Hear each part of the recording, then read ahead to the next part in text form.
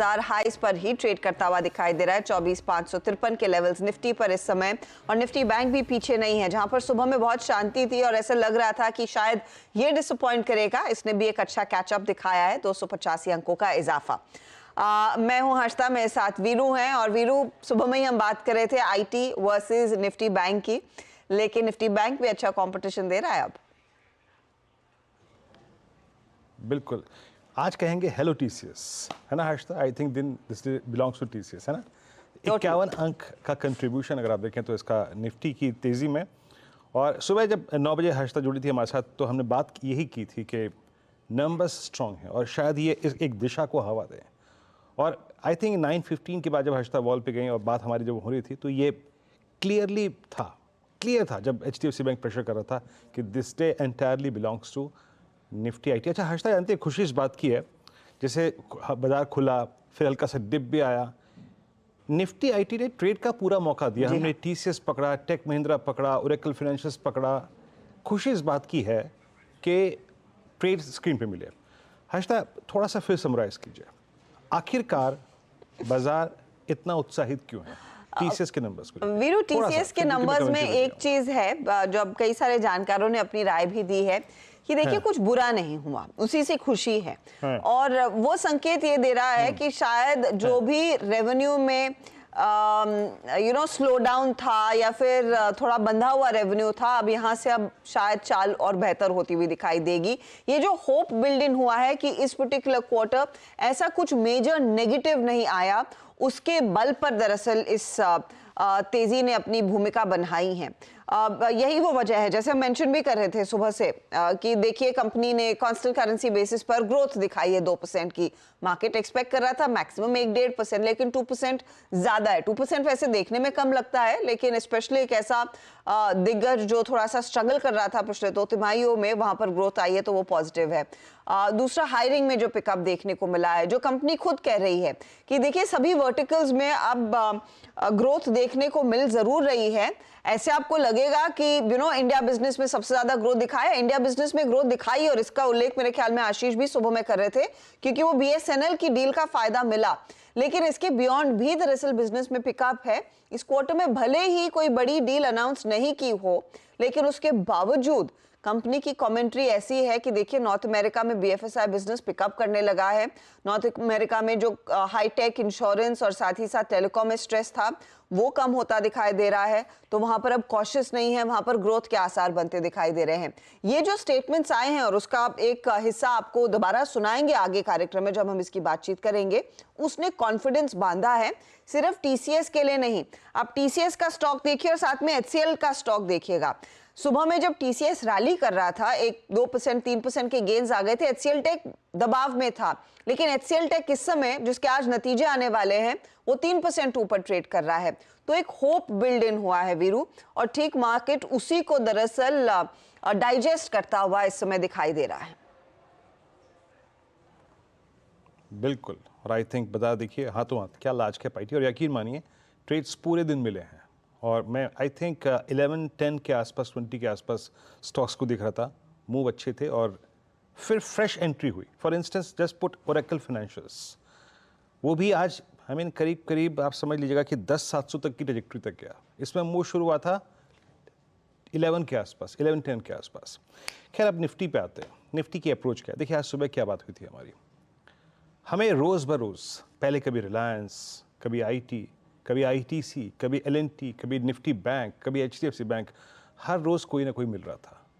आज I think it was IT again, TCS। हमें मालूम कुछ नहीं था, आई मीन फ्रेंकली स्पीकिंग, कि ये ऐसा रिएक्शन आएगा, रत्ती भर आभास नहीं था। स्क्रीन पर तेज़ी बढ़ती गई, कॉन्फिडेंस एक एक करके बढ़ा है। एक चीज़ याद रखिएगा, लेवल्स लिखाइए, लेवल्स टू वॉच क्या था कि the moment you will cross 381,419, ये था नए कमेंस्ड वीकली कॉन्ट्रैक्ट का पहला कॉल राइटर्स का जोन। अगर ये स्ट्राइक कर रहा है, अगर ये क्रॉस कर रहा है, इन दैट केस मान लीजिएगा कि TCS फुल फ्लैज डिलीवर कर रहा है। In that case a swing towards 457, 483 and 527 in first instance looks possible. ये आया, दमदार तरीके से आया, और एग्जैक्टली जैसे ही 527 छुआ, मैंने कहा था, मैंने सुबह अपनी मॉर्निंग कमेंट्री में कहा था कि मैं अपडेट करूंगा आपको कि अगला लेवल क्या होगा, और उसी वक्त मैंने इनफैक्ट ये लिखा भी कि if we sustain above 527 on the higher side, a swing towards 578,607 looks possible. अब जरा आप निफ्टी का इंट्राडे चार्ट लेके आइए, क्या कह रहा है ये? निफ्टी का इंट्राडे जो स्विंग हाई था वो एग्जैक्टली 593 था।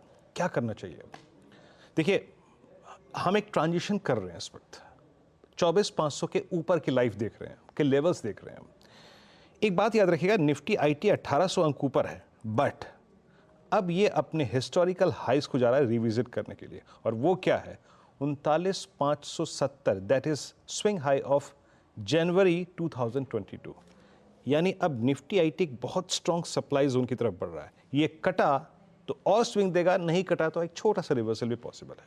सो मेरी राय क्या है, अगर आप ट्रेड पे बहुत अच्छा पैसा कमा चुके हैं, इट्स फ्राइडे, एक बार के लिए एज ए ट्रेडर निकल जाइए। आपकी स्क्रीन पे मैं कुछ न्यूली कमेंस्ड वीकली कॉन्ट्रैक्ट जो आज से शुरू हो रहा है उसके स्टैट्स लेके आऊंगा। यहां पे आप देखिए जरा, मैं बार बार इस शब्द का इस्तेमाल करता हूं, ट्रांजिशन। हम नए क्लस्टर में जा रहे हैं, 500 के क्लस्टर्स होते हैं, स्पेशली जब आप मंथली कॉन्ट्रैक्ट्स को देखेंगे तो। ये आपकी स्क्रीन पर अगर आप देखें, कॉल से पुट्स आ रही हैं। ये 24,500 की कॉल में आउटस्टैंडिंग ओआई कितना है? 40 लाख का। स्टिल ये कॉल इतना बड़ा ओआई होल्ड करती है, बट आप इसके अगेंस्ट पुट राइटर्स को देखिए 24500, उनका कन्वर्शन इससे कहीं ज़्यादा है, अप्रॉक्सीमेटली 20-30%। वहाँ पे करीब 63 लाख का आउटस्टैंडिंग ओआई है। मेरी अप्रोच क्या रहेगी? अगर आप सुबह की कमेंट्री पर लेवल्स टू लेवल्स ट्रेड करते हुए अगर पैसा बना चुके हैं, that's good. 80% profit as a trader book कर लीजिए, एंड पोजिशनली याद रखिएगा बाकी पोजीशंस को कैरी करिए, बट याद रखिएगा उसका स्टॉप लॉस क्या होगा, उस पर कितना रिस्क हम कैरी कर रहे हैं मंडे के लिए। हर्षदा, ये मैं 350 पे 315 पे स्टेट्स देख के बताऊंगा, but as of now as a day trader अपने प्रॉफिट्स का सब्सटेंशियल पार्ट कवर कर लीजिए। हर्षदा, और निफ्टी बैंक वीरो, क्योंकि यहाँ पर हमने देखा है इनफैक्ट 11 बजे के बाद, 10:30 के बाद ही वो मोमेंटम देखने को मिला, वो एक छोटी सी जो बन गई और उसके बाद एक अच्छा रुझान बनता दिखाई दिया। इसमें ऑफ कोर्स एक्सिस का ज्यादा योगदान है और इस घंटे एचडीएफसी बैंक का योगदान बढ़ता हुआ दिखाई दे रहा है। देखिए हर्षदा, मैं जरा आपको मॉर्निंग के लेवल्स दिखाता हूँ एक बार। देखिए, हमें 3 दिन से ये चीज़ मालूम थी कि 53,000 50 to 800 is a strong supply zone. यहाँ पे सप्लाई आएगी, बट एक बात और क्लियर थी जो सुबह मैंने बार बार एम्फेसाइज देखी गई थी कि 52,000 क्लोजिंग बेसिस पे वालेट नहीं हो रहा है। वहाँ पे 10 वालेट नहीं हो रहा है, वहाँ पे 20 वालेट नहीं हो रहा है, और 52,000 पे एक साइजेबल आउटस्टैंडिंग हुआ था। और आप देखिए सुबह एक डिप आया, 52,000 हमारा पैसेट लेवल था। आज का निफ्टी बैंक का इंट्राडे लो है 52,171, उसी ट्रेजेक्टरी में गया, वहाँ से पुल बैक दिया। देखिए 52,560 है हर्षदा, एक मूव ऑलरेडी ये दे चुका है, बट अब जिस तरीके से एसबीआई, जिस तरीके से एचडीएफसी बैंक अपना रोल अदा कर रहे हैं, I think Harshada HDFC bank एक छोटा सा, जिसे कहते हैं ना, मूव फिर जनरेट कर सकता है, मुझे लग रहा है। आज एक अच्छा इसने बॉटम क्रिएट किया है around 50 day exponential moving average. अगर आपने सुबह के ट्रेड पे पैसा कमा लिया है, दैट्स गुड, बट मेरे को लगता है हर्षदा कि अगर ये 52,500 के ऊपर, 52,530 के ऊपर, 52,611 के ऊपर एक क्लोजिंग दे, तो ये इंडेक्स भी लॉन्ग कैरी करने के लिए कंसिडर किया जा सकता है। बट एज अ ट्रेडर आप प्रॉफिट अपने पूरे बुक कर लीजिए, क्योंकि एग्जैक्ट फोर्स है निफ्टी आईटी में। और एक और बता दूं मैं आपको हर्षदा बात, एट द मोमेंट मेरी जिस सेक्टर पे नजर है वो है निफ्टी एफएमसीजी। वो इंडेक्स देख लीजिए, अगले 1.5 घंटे डोमिनेट करेगा एफएमसीजी। हर्षदा, एफएमसीजी पर भी नजर आ गई। देखिए, पहले आईटी फिर बैंक, अब एफएमसीजी की बारी है, उस तरह का मूड माहौल बन रहा है। चलिए आपके लिए लेकर आते हैं कुछ ट्रेंडिंग काउंटर्स जहां पर एक्शन बनता दिखाई देगा, और यहाँ पर आपको लगेगा आज का दिन सिर्फ आईटी और आईटी है, जैसे वीरू मेंशन कर भी रहे थे। हेलो टीसीएस कह रहा है मार्केट 7% के गेन्स यहाँ पर, और मुझे याद नहीं लास्ट इस तरह की तेजी कब स्टॉक में आपको दिखाई हो। 4,196 के लेवल्स के आसपास 4200 आई ही क्या है। इन्फोसिस, चलिए डायरेक्टर साहब कह भी रहे हैं अक्टूबर 2020 के बाद इस तरह की तेजी बनती हुई दिखाई दे रही है इस पर्टिकुलर स्टॉक में। इन्फोसिस 4% ऊपर, विप्रो में 5% से ज्यादा के गेंस, एलटीआई माइंट्री भी 3.5% ऊपर है। तो ये पूरा पॉकेट है जहां पर तेजी। और आप गौर करेगा, एम्फोसिस जिसकी हम सुबह में चर्चा कर रहे थे, कोफोर्ज डिस्कस हुआ, ये भी 6-7% के गेंस दिखा रहे हैं। मन्नपुरम फाइनेंस, दालमिया भारत जैसे ट्रेड्स हैं जहां पर खरीदारी हुई है। लेकिन बैकफुट पे आज मारुति है क्योंकि असमंजस सा बना हुआ ये यूपी हाइब्रिड कार्स पर किस कैटेगरी के कार्स पर दरअसल वो रजिस्ट्रेशन की छूट देगी। डिवीज लैब, कोल इंडिया, हिंडाल्को ये दूसरे ट्रेड्स हैं जहां पर हम देख रहे हैं कुछ मुनाफा वसूली होती हुई। आज एबीबी, वोडाफोन, पीएफसी, सीमेंस जैसे काउंटर्स भी हैं जो थोड़े से बैकफुट पर ट्रेड करते दिखाई दे रहे हैं। तो ये फिलहाल है आपके लिए अब तक का ताज़ा हाल। चलिए हमारे जानकारों को जोड़ना शुरू करेंगे जो आपको बताएंगे कि इस घंटे आज स्पेशली वीकेंड सेशन में आपने क्या रणनीति लेनी है। धर्मेश कांत है चोला सिक्योरिटीज के फंडामेंटल्स पर राय देने के लिए, और फिर टेक्निकल कॉल्स के लिए प्रकाश काबा, मानस जायसवाल, राजेश सातपुते, रचना वैद, कविता जैन और स्नेहा सेठ हैं। 2:15 बजे आईटी पर ही फोकस रहेगा। एक्सिस सिक्योरिटीज के सीनियर आईटी एनालिस्ट ओमकार टंकसाले से जानेंगे टीसीएस में क्या पसंद आया और एचसीएल, टेक और इन्फी और बाकी काउंटर्स को अब क्या डिलीवर करना है इस तेजी को बरकरार रखने के लिए। 2:30 पर सुमित आपको बताएंगे कि डीमार्ट और एचडीएफसी लाइफ के नतीजों से क्या एक्सपेक्टेशन है। फिर ऑफ कोर्स अदानी पोर्ट, इन्होंने दरअसल ट्रिवेंड्रम में एक बड़ी डेवलपमेंट अनाउंस की है। कंपनी के एमडी करण अदानी से एक्सक्लूसिव बातचीत, आपको उसका एक अंश दिखाएंगे। 250 पर पाइपर सेरिका के फाउंडर और फंड मैनेजर अभय अग्रवाल हमारे साथ देंगे। फिर बीटीएसटी एसटीबीटी ट्रेड्स की तरफ बढ़ेंगे और इवेंचुअली जाएंगे आज की क्लोजिंग स्ट्रैटेजी और क्लोज की तरफ। ओके, चलिए अब एक काम करते हैं, ट्रेड्स पिक करना शुरू करते हैं। हमारे साथ प्रकाश काबा सर, मानस मौजूद हैं, राजेश सतपुते, रचना वैद्य। आप सभी को नमस्कार, कार्यक्रम में स्वागत है। पहले ट्रेड पिक करेंगे प्रकाश सर से। प्रकाश सर, क्या पिक कर रहे हैं आप? मैं पिकअप करूंगा। Good afternoon to you. PI Industries trade कर रहा है 3899 पर, स्टॉप होगा करीब 3860 का, 40 रुपीज के करीब। टारगेट होगा 3950। पीआई इंडस्ट्रीज फिर 4000 पॉसिबल है आते दिन में, लेकिन 3950 एक रीजनेबल टारगेट है पीआई इंडस्ट्रीज। ओके, 4000 की तरफ बढ़ रहा है काउंटर। 3950 भी आपका आज के लिए टारगेट रह सकता है। तेजी की पोजीशन लेकर चले। पीआई पर एक बाय कॉल काबा साहब का है। मानस, आपका trade. Good afternoon.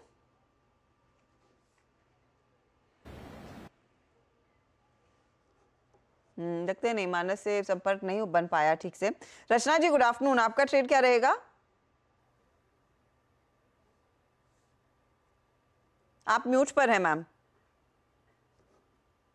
Sorry about that. Very good afternoon. मेरी तरफ से जो ट्रेड रहेगा दैट विल बी यूनिलीवर के फ्यूचर्स। हिंदुस्तान यूनिलीवर को हम लॉन्ग करेंगे, और जैसे हम थोड़ी देर पहले बात सुन रहे थे कि एफएमसीजी इज अनदर सेक्टर जहां पे आईटी के बाद एक अच्छा स्ट्रॉन्ग मूव आना चाहिए और पार्टिसिपेशन होना चाहिए, तो यूनिलीवर उसका एक बड़ा हिस्सा है।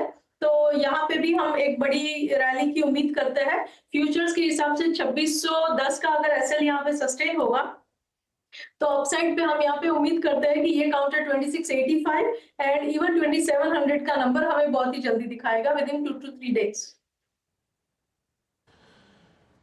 जी हाँ, और आप यकीन मानिए मैं अभी ओआई समरीज इंडिसेस का बिहेवियर पढ़ रहा था। आई थिंक मेरी एक्सरसाइज में, आई थिंक शो की जो, आप यकीन मानिए एफएमसीजी में बहुत स्ट्रॉन्ग बिल्डअप है। मैं उस पर आऊँगा, लेकिन अब चलते हैं राजेश जी के पास। और राजेश जी, मैं इस बात की तारीफ करूंगा आपको आज, और जब मैं कह भी रहा था कि आज स्क्रीन पे निफ्टी आईटी, मतलब आईटी स्टॉक्स ने एक ट्रेड का मौका दिया और आपने उस वक्त टीसीएस का ट्रेड पिक किया। हेलो टीसीएस, आपको भी कहना चाहूँगा मैं। अच्छा ट्रेड था राजेश जी, बहुत ही खूबसूरत ट्रेड था ना। इस वक्त क्या पिक कर रहे हैं आप? और वो टेक महिंद्रा मैंने आपसे कहलवाया था, वो भी ठीक गया ना? वो ठीक गया। और वीरेंद्र जी, सच में आपने राइट टाइम स्पॉट किया। वो जैसे टीसीएस हमारे हाथ में जल्दी जल्दी आ गया, और टेक महिंद्रा देखिए हमने जो टारगेट दिया था वो भी अच्छे हुआ। तो मुझे लगता है आज की सुबह जो ट्रेड थे वो दोनों हम कह सकते हैं बेहतरीन गए। And first of all thank you for giving me the credit. Virendra ji, देखिए अभी जो पिक रहेगा वो रहेगा आईआरसीटीसी का। अगर आप आईआरसीटीसी का स्ट्रक्चर देखें तो इट्स अ क्लियर ब्रेकआउट, और ये ब्रेकआउट देख के कंसोलिडेट कर रहा था और आज अपने नेकलाइन के ऊपर आईआरसीटीसी निकला है। So at level of 1050 in future it's a buy. Stop loss होगा 1030 का, 20 पॉइंट्स का स्टॉप लॉस मेंटेन करें। वीरेंद्र जी, मुझे लगता है इसका जो नेक्स्ट टारगेट होगा, अगर स्विंग ट्रेडिंग की बात करें तो 1080, और मुझे लगता है पोजिशनली कोई रखे तो 1100-1120। So IRCTC is a bye.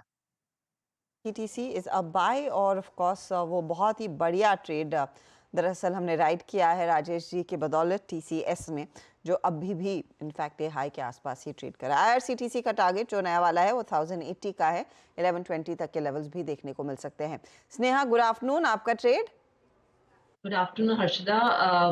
अगर इंडिविजुअल काउंटर्स में से देखें तो क्रॉम्पटन ग्रीव ये काउंटर मुझे काफी अच्छा लग रहा है, नियरली 2.5% ऊपर है आज के दिन। एक रेजिस्टेंस था अराउंड 330 के आसपास, जो कि काउंटर ने सरपास करके काफी स्ट्रॉन्ग मूव दिया है। अभी भी अगर आप देखें तो 20 डेमा को रिस्पेक्ट कर रहा है, डिप्स में फिर से बाइंग इंटरेस्ट देखने को मिल रहा है।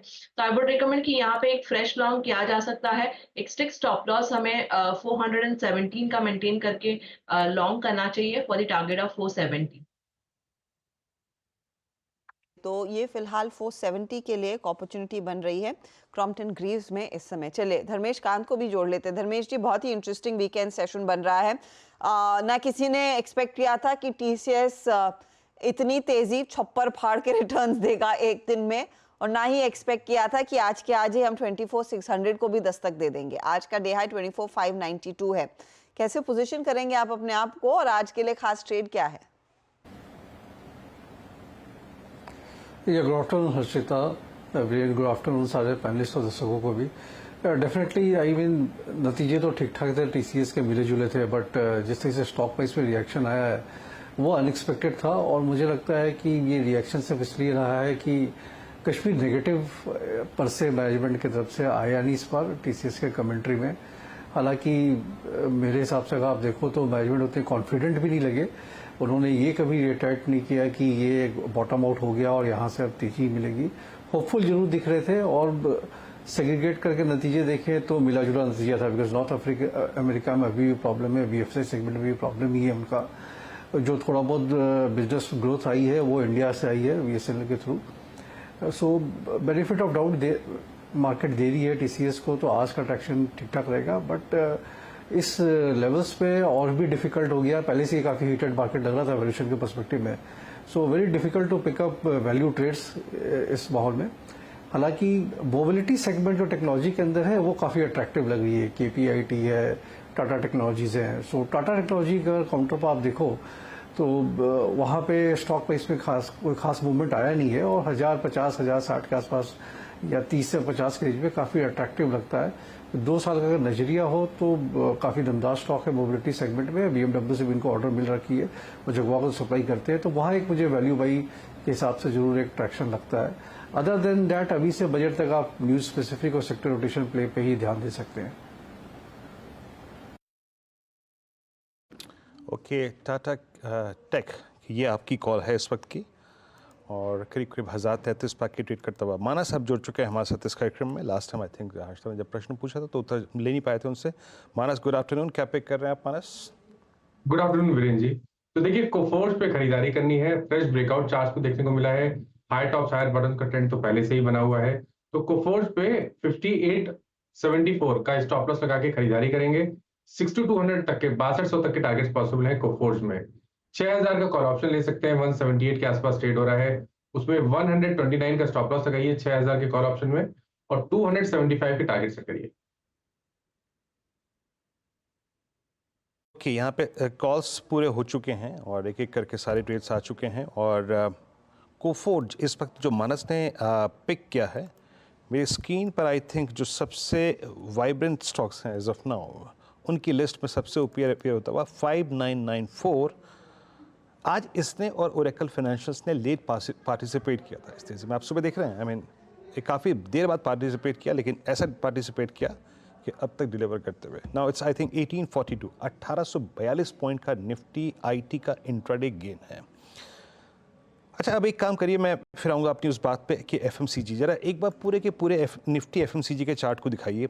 एक बार आप दिखाइए सुबह आईटीसी क्या कर रहा था। आईटीसी आपकी स्क्रीन पे 457, ये हल्का सा रिट्रेस हो गया। लेके आइए आप जरा टाटा कंज्यूमर 1150। आई थिंक मैं इसके ऑप्शन स्टैट्स को, इसके फ्यूचर्स के स्टैट्स को पढ़ रहा था, और रचना जी पिछले 5 दिन की कैंडल्स के हाईएस्ट क्लस्टर को बार बार स्ट्राइक कर रहा है, मोमेंटम बन रहा है यहाँ पर। अभी आपका व्यू क्या है? मैं क्लियरली सेंस कर रहा हूँ यहाँ पे एक बड़ी शॉर्ट कवरिंग शायद आ सकती है। फ्यूचर्स में और ऑप्शंस में कैसे आप इसको आई थिंक प्ले करना चाहेंगी? ये अप्रॉक्सीमेटली 3-4 महीने की जो चैनल है उसको वायलेट करने की कोशिश कर रहा है on the higher side as per stats, derivative stats. Futures के स्टैट्स रखिएगा प्लीज। आपकी राय मैम क्या होगी? जी, आईटीसी में जो हमने 1-2 दिन पहले भी कॉल दिया था और वो इमीडिएटली सेम डे टारगेट हो गया था और यहाँ पे फर्दर उसी कैंडल की हाई पे कंसोलिडेशन हो रहा है, तो यहाँ पे फर्दर रचना जी, मैं टाटा कंज्यूमर बात कर रहा हूँ, टाटा कंज्यूमर। फाइन। मैं टाटा कंज्यूमर की बात कर रहा हूँ।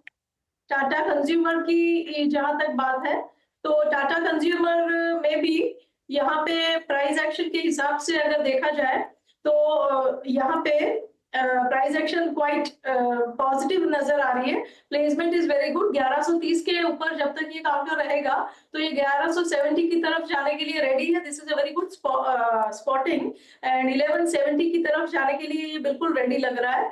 अगर एक बार 1170 क्रॉस हो गया तो 1200 का नंबर भी देखने की उम्मीद है।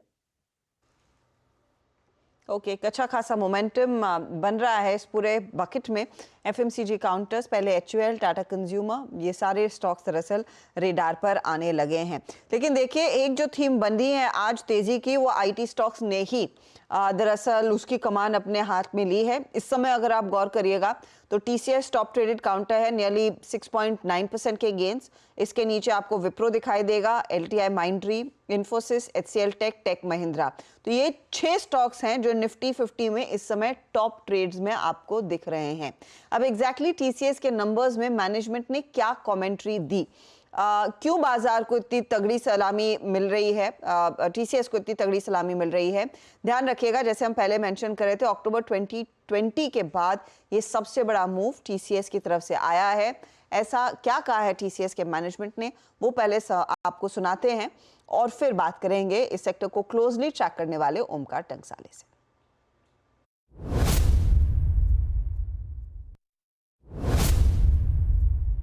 हमने जो Q4 के एंड में कहा था कि we expect FY25 to be better than FY24, हम उस पर we'll still stick to it and we believe वो वैसे ही प्ले आउट होना चाहिए। ओवरऑल सेंटिमेंट्स जबकि ज़्यादा चेंज नहीं हुए हैं, जो हम पिछले 6 तिमाहियों से देखते आ रहे हैं, कस्टमर सेंटिमेंट सिमिलर है। ये क्वार्टर का अगर हम देखें तो हमारे सारे ज्योग्राफीज सीक्वेंशियली जो आपने बताया quarter on quarter positively grow किए हैं, which is a good sign. And सारे वर्टिकल्स एक्सेप्ट वन भी पॉजिटिव हुए सीक्वेंशियल ग्रोथ। हम एक्सपेक्ट करते हैं ये ट्रेजेक्ट्री कंटिन्यू हो, but too early to call out in terms of more from a demand perspective. आपने जैसे मार्जिन्स का बताया, margins typically we take the जो वेज इंक्रीमेंट का इम्पैक्ट है, हम पहली फर्स्ट क्वार्टर में ही ले लेते हैं एंड हमने एग्जैक्टली वैसे किया। 170 बेसिस पॉइंट्स इम्पैक्ट था and typically we claw back and move upwards, inch upwards. हम एक्सपेक्ट करते हैं कि जैसे FY24 में किया था, मार्जिन्स यहाँ से अपवर्ड होने चाहिए। I think overall deal convergence जो है बेटर हुई है। ओवरऑल कस्टमर सेंटिमेंट्स दोनों में थोड़ा थोड़ा होता है, बट जो प्रोजेक्ट पॉजेज एंड कैंसलेशन है वो ट्रेंड जो है कंटिन्यू हो रही है। उसमें थोड़ा प्लस माइनस से जो हमारा जो इम्पैक्ट हो रहा था was more due to project being put on hold और कैंसलेशंस, जबकि जो रेवेन्यू नए डील से आ रहे थे वो नॉर्मली कन्वर्ट हो रहे थे। तो आई थिंक बैलेंसिंग आउट हुआ है from this quarter plus. Overall अगर हम देखें तो 170 is the impact due to wage increments and हमारे थर्ड पार्टी एक्सपेंसेस जो है उसका भी हेडविन था एंड वो ऑफसेट हुआ with better operational efficiencies. That was driven by better productivity, improved utilization and also reduction in subcontractor expenses. तो operational efficiencies, बेहतर एग्जीक्यूशन, अक्रॉस वर्टिकल्स इंप्रूवमेंट, ये कुछ की हेडलाइंस निकल कर आई हैं टीसीएस के मैनेजमेंट से बातचीत से। अब इसको कैसे एनालाइज किया हमारे जानकारों ने, इनफैक्ट एक डिटेल कॉन कॉल भी आई एम श्योर ओमकार ने कल अटेंड किया है। ओमकार, पहले तो टीसीएस जो आज का स्टार परफॉर्मर है, ऐसा क्या बाजार को पसंद आया है कि इतनी तगड़ी सलामी मिल रही है स्टॉक को? सी डेफिनेटली आप देखेंगे तो मार्केट में एक रैली आ रही थी, उसमें मेजॉरिटी ऑफ द वर्टिकल्स में आप रैली देख पाते हैं, लेकिन आईटी एक लेगार्ड था क्योंकि यूएस से जो डिस्क्रिशनरी स्पेंड्स आ रहे थे उसमें डिले इन डिसीजन मेकिंग देखने को मिल रहा था। थोड़ा सा स्लगिश डिमांड एनवायरनमेंट था, स्टेबिलिटी नहीं थी।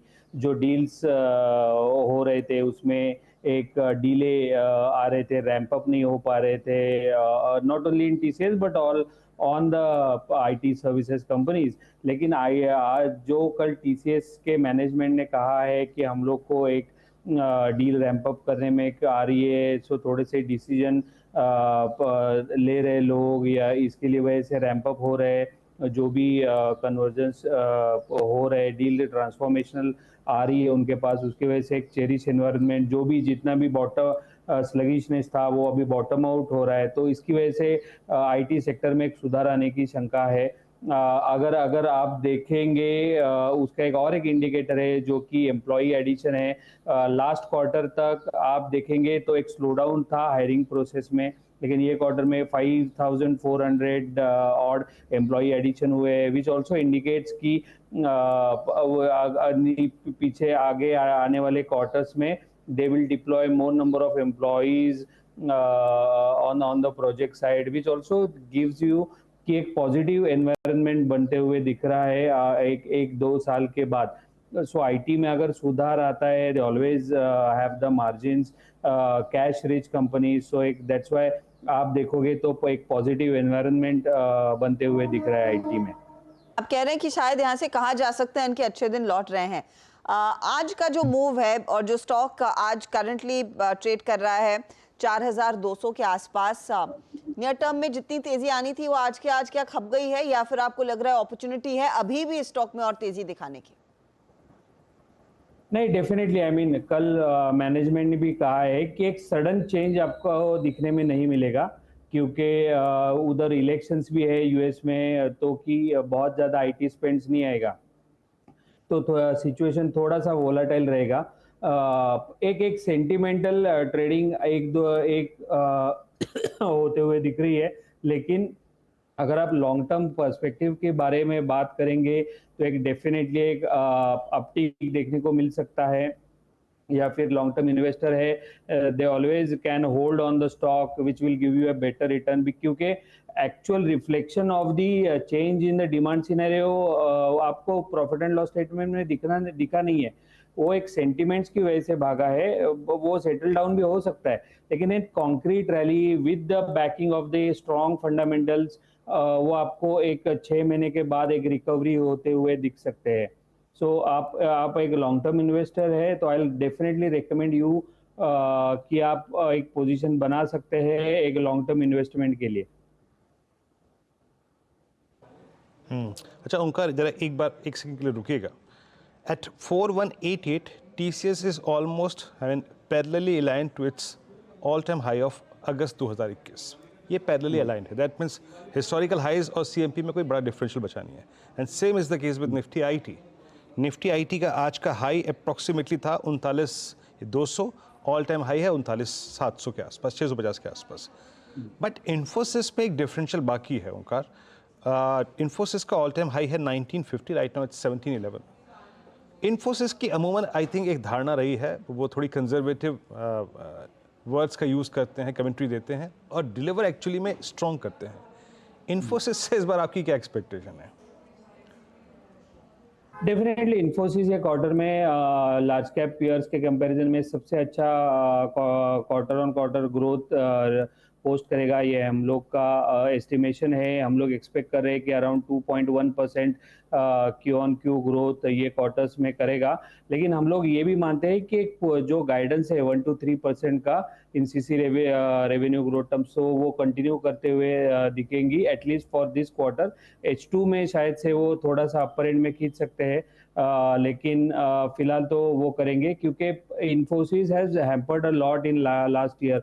जो भी गैप्स था, नैरो डाउन हो रही थी टीसीएस से इन्फोसिस के बीच में, वो फिलहाल फिर भी ये साल साल में थोड़ा सा वापस they are in place. 8 exits हुए हैं मैनेजमेंट में, टॉप लीडरशिप में इन्फोसिस के, so that is also hampered a bit for a company. लेकिन उसका डील विंस अभी भी वेरी स्ट्रांग है, उसके पास कैपेबिलिटीज है। अगर चेंज इन एनवायरनमेंट होता है तो इन्फोसिस डेफिनेटली एक ज़्यादा अपसाइड पोटेंशियल बनता है एज कम्पेयर टू टीसीएस। लेकिन आप देखा जाएंगे तो टीसीएस और इन्फोसिस में हमेशा TCS is more premium in terms of valuation as compare to the Infosys. एक 20% का एक डिफरेंस रहता है वो दोनों के वैल्यूएशन में, पी मल्टीपल में। So that difference on a currently, if Infi is not increasing its guidance or a client engagement or more ramp up on the deals that they have won, तो definitely वो gap थोड़ा सा widening होने की आशंका है। अच्छा, अब सारा का सारा अगर आप देखें तो स्टॉक्स हम यहाँ कवर नहीं कर सकते Omkar, but after this I think जिसे कहते हैं ना, I mean historical and dream move. मतलब हिस्टोरिकली मैं इसलिए कह रहा हूँ क्योंकि आईटी के आई थिंक जो सबसे वर्टिकल राइज थे उसमें से शायद ये भी परसिस्ट करता है। आई मीन 31 मई को ये इंडेक्स था 32,178, नो इट्स ऑलमोस्ट राइट, मतलब 10,000 पॉइंट का जो स्विंग है वो जून जुलाई में आया है। अभी वैल्यूएशंस और आपकी जो नंबर्स की एक्सपेक्टेशन है मुताबिक उसके, और आज के इस मूव के बाद अभी चेस करने लायक डिफरेंशियल कहाँ कहाँ पर बचा हुआ है? सी डिफरेंशियल मेरे हिसाब से वैल्यूएशन, अगर आप रिलेटिव वैल्यूएशन देखोगे तो निफ्टी में भी बहुत स्विंग आया है, तो आपका जो कंपैरेटिव एनालिसिस होगा तो वो तो बरकरार रहेगा। मेरे हिसाब से जो अच्छा ग्रो करेगा, जिसका क्लाइंट एंगेजमेंट रहेगा, क्योंकि वैल्यूएशन मेरे हिसाब से is a combination of the growth, your margin expansion and your return on equity. अगर वो तीनों इसमें अचीव करेगा तो डेफिनेटली उसको एक प्रीमियम वैल्यूएशन मिलते हुए हम लोग देख सकते हैं, क्योंकि ग्रेटर रिकवरी आएगा। तो ऐसे कंपनीज है मिड कैप्स में, अगर परसिस्टेंट सिस्टम देखा जाए या फिर केपीआईटी टेक्नोलॉजीज रहेगा, वो अभी भी एक स्ट्रॉन्ग कंटेंडर माने जाएंगे Info as compared to the large caps. लेकिन लार्ज कैप्स में अब देखा जाए तो HCL tech, because it's a blended kind of a business matrix, so एक अच्छा करने की आशंका है as compared to the traditional. Second is TCS and third is Infosys on a currently things. If अगर चेंजेस होता है कुछ भी आउटलुक में, एंगेजमेंट में या फिर ग्रोथ इन रेवेन्यू गाइडेंस में, तो Infosys again will move over TCS and HCL tech. अगले हफ्ते तक का इंतजार करना पड़ेगा। ओमकार, बहुत बहुत शुक्रिया आज हमारे लिए समय निकालने के लिए, और ऑफ कोर्स जब सभी नंबर्स आ जाएंगे तब डिटेल में एनालाइज भी करेंगे ओमकार के साथ एक बार फिर। लेकिन आज का out perform of course IT stock, IT sector ही है। अच्छा, इस बीच स्क्रीन पर लेकर आते हैं दो ट्रेड्स। मानस, नजर रखिएगा आप ओएनजीसी और रिलायंस इंडस्ट्रीज दोनों पर ही। ओएनजीसी एक ट्रेड है जो इस पूरे हफ्ते हमने राइड किया है आपकी रिकमेंडेशन पर। अब रिलायंस भी 3200 के आसपास, और रिलायंस का योगदान भी इंपॉर्टेंट रहता है मार्केट के लिए, स्पेशली एक ऐसे दिन जब हम हाईस पर ट्रेड कर रहे हैं। 3204 पर क्या आप खरीद रहे हैं आरआईएल को? बिल्कुल खरीद रहे हैं। देखिए, ये कंसोलिडेशन में अपने ट्रेंडिंग मूविंग एवरेज को ब्रीच नहीं कर रहा है, उसके नीचे नहीं जा रहा है। आज के पैटर्न को देख के लग रहा है कि ये फ्लैग पैटर्न के ब्रेकआउट के लिए बिल्कुल तैयार है। आई थिंक अभी भी यहाँ पर खरीदारी करने के मौके हैं। 3149 का आपको स्टॉप लॉस लगा के खरीदारी करनी है। कम से कम 3350 तक के टारगेट्स पॉसिबल है रिलायंस इंडस्ट्रीज में। तो ये फिलहाल आपके लिए एक अपॉर्चुनिटी रिलायंस इंडस्ट्रीज में साफ बनती हुई दिखाई दे रही है। विद ड्यू डिस्क्लोजर कि अगर आप ये ट्रेड लेना चाहते हैं, एक इंडिपेंडेंट एडवाइजर से बात जरूर करें, क्योंकि ये जो चैनल आप देख रहे हैं नेटवर्क 18 का हिस्सा है। नेटवर्क 18 का स्वामित्व प्रबंधन रिलायंस इंडस्ट्रीज के हाथ में है। स्क्रीन पर स्टॉक मोमेंटम पकड़ रहा है, इसीलिए इसकी हम चर्चा इस समय कर रहे हैं। अच्छा, 2-3 और काउंटर्स रेडार पर होने चाहिए। आज हमने बात की थी करीब 10-10:15 के आसपास एवेन्यू सुपरमार्ट यानी कि डी मार्ट की। कल नतीजे आने वाले हैं। स्टॉक आप देखेंगे तो यहाँ पर थोड़ा सा मोमेंटम है, करीब आधे % तक के गेन्स देखने को मिल रहे हैं। इसके अलावा HDFC लाइफ के भी नंबर्स का इंतजार है। HDFC AMC भी अपने नतीजे पेश करेगा, लेकिन क्या एक्सपेक्ट कर रहा है मार्केट?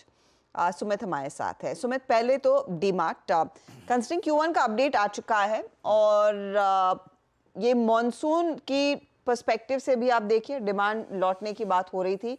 मैरिको, डाबर दोनों ने कहा है कि पिकअप है। कितना वो रिफ्लेक्ट कर पाएगा इनके लिए?